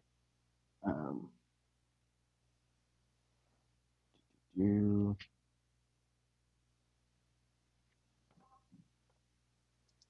Yeah, because I don't think you even need to do an investigation to find it. Yeah, goddamn it, that's the orchard again. What the problem? Okay, yeah, so kind of everybody's hanging back sort of by the stone hill, and like, and you walk up to the manor, see that there's really no back door here, so you kind of make your way over to the farm. Um, and it's like as you walk past the fields, kind of as the tree line starts, you do notice that there's a tunnel. Kind of the entrance is kind of held open with these stones that is underneath a stone wall. Yeah. Do you want to go in there? Am I hidden, or should I do a stealth check first? Go ahead and do a stealth check. You don't see anybody hanging outside this entrance at the moment. Oh, geez. 13. Yeah, you feel like you're pretty well hidden. Okay, cool. You Okay. go down in the tunnel. Is everybody next to me, or is it just me by myself? At the moment, it's just you going to check stuff out. Okay, then yeah, I'll go inside. Can I do a perception check just to see if I hear anything, see anything, Yeah. smell anything? Yeah, you start making your way into this tunnel, and it Oh, is hell yeah. it 26. goes. Oh, okay. Yeah, 26. You can tell that this tunnel just goes for quite a ways, like well over 100 feet. Can I do an investigation? Traps, any footprints leading to different pathways? You easily do see footprints. This tunnel is pretty well traveled, but there is really just one road in and out. Yeah. Okay. And it, like you do have dark vision, so you can see pretty far down it, but you can tell that it just goes. It is just a long tunnel. Okay, could I keep on going? Yeah, how Walking far down through do you want to go? Let's go 20 feet. 20 feet, you can tell it still goes for about 100. Okay. And About it's just 100 dark. feet? It's just dark even at the end of your dark vision. Yeah, Is even there if you go in anything up 20 top, feet. or is it just a straight tunnel? It's just tunnel. There are no traps built in here or anything like that. It is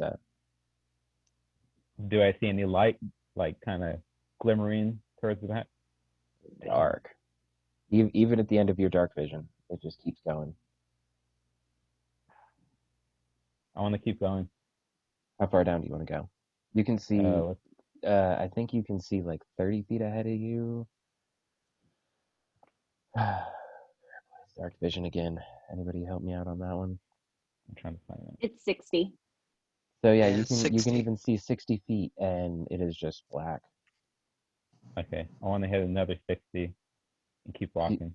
You get to the end of your dark vision basically, so you have like another 60 Yeah. feet in front of you, and there's probably another like 40 feet of tunnel, and then it seems to open up, but it is still just totally dark. There are no lights. Does it kind of like, is it a different tunnel? There Like, are is no it- other passageways. It is just a large open cavern on the other side. Okay, I want to go another 60 feet. So you get to the edge of this tunnel, and there's just a wide open cavern. And like as soon as you get to the mouth of this cave, you start to hear like a, "What are you doing in my lair?" You hear this in your head. This is not out loud. It's okay. It's in my head. Okay. Oh, now my internet's unstable. I don't know if you heard that. There's a very whispery, shadowy kind of voice, and you start to hear kind of a kind of a creepy cackle, followed by garbly noise. Is it in my head, or is it physically like around? It's all in your head. You Okay. maybe hear some water dripping. but it is just quiet. It is you and your breath. You can hear yourself Okay. breathing. Did I hit a wall? Like, am I at the edge? You're at the edge of a Or is cavern. it still tunnel? Yeah. Okay. How long has it been? He's been gone for probably about like 10, 15 minutes. Well, between checking out the front door and then the farm, probably like half an hour. Yeah, half an hour. I just assume that we're all kind of like on the tunnel edge, but he's gone further, right? We're like at the opening. Okay. Just make Yeah, Yeah, he's traveled. I- Yeah, he's traveled down it. I feel like Okay. the further he's gone down, we've slowly gone in behind him. Because it's like if That's what I was after maybe like 5 minutes, we haven't heard anything from him, that means that many feet is probably good. So we're not really close to him, but I think like we're some of the way there. We're not hanging out at the entrance. Yeah, I would agree. Especially since most of us have dark vision. I think- don't. Yeah. Who doesn't? You don't? Only I Parthenax. don't. Just Oh. That's so weird. You would think, honestly, with a Dragonborn, you would think they would have fucking dark vision. I kind of would think so too, to be totally honest Yeah, with you. I didn't even But it's like so many I things can have breathe dark vision. fire. I mean, that is cool. Yeah. That's the That's the the trade-off. trade-off. okay. So Well, someone want to like So you guys have a similar experience moving down this tunnel. It is just straight dark for like quite a ways. You guys travel over 120 feet, kind I'll of be making your way second through or this muddy. third. Sorry. No, it's okay. I was just about to ask marching order, so that's cool. Okay, that's my I'll bad. be in the front. And I'll also magical tinker. I'll write it off on my list. Just a small glowing light. It's not emitting a lot of light, just enough to kind of help Parthenax not walk into a wall or trip over a rock. He doesn't have dark vision either. Who doesn't? Eru? Oh yeah. So Oh yeah, I forgot. What the heck? about him. yeah, so it's evenly dispersed for them to not trip over themselves. So I've got Niken kind of waiting at the mouth of this cave, and then followed by Parthenax, Hex, Omni, I assume, Innis, Eru, and Sela. I'll take up the back. That's fine. Sure. Okay. Yeah, as you guys start to approach, you can kind of see the shadowy figure of Niken waiting for you guys at the mouth of this cavern. And then as you guys kind of meet up with him, you all slowly hear, "Who are all of you? Smells like dinner to me." oh yeah, sorry, we ate breakfast before we came. Who's this? That's where we'll pick up next time. Right. Cuckoo. Good job, guys. Horrifying. Good. Good. It's supposed to be. And this is all in your heads, by the way. That it is just completely quiet in this cave. You can hear your footsteps and the clanking of irons, and that is basically it. Awesome. Oh no. Thank you guys for joining us for another episode of The Gateway. We will see you all next week for another episode. Thanks all. Bye.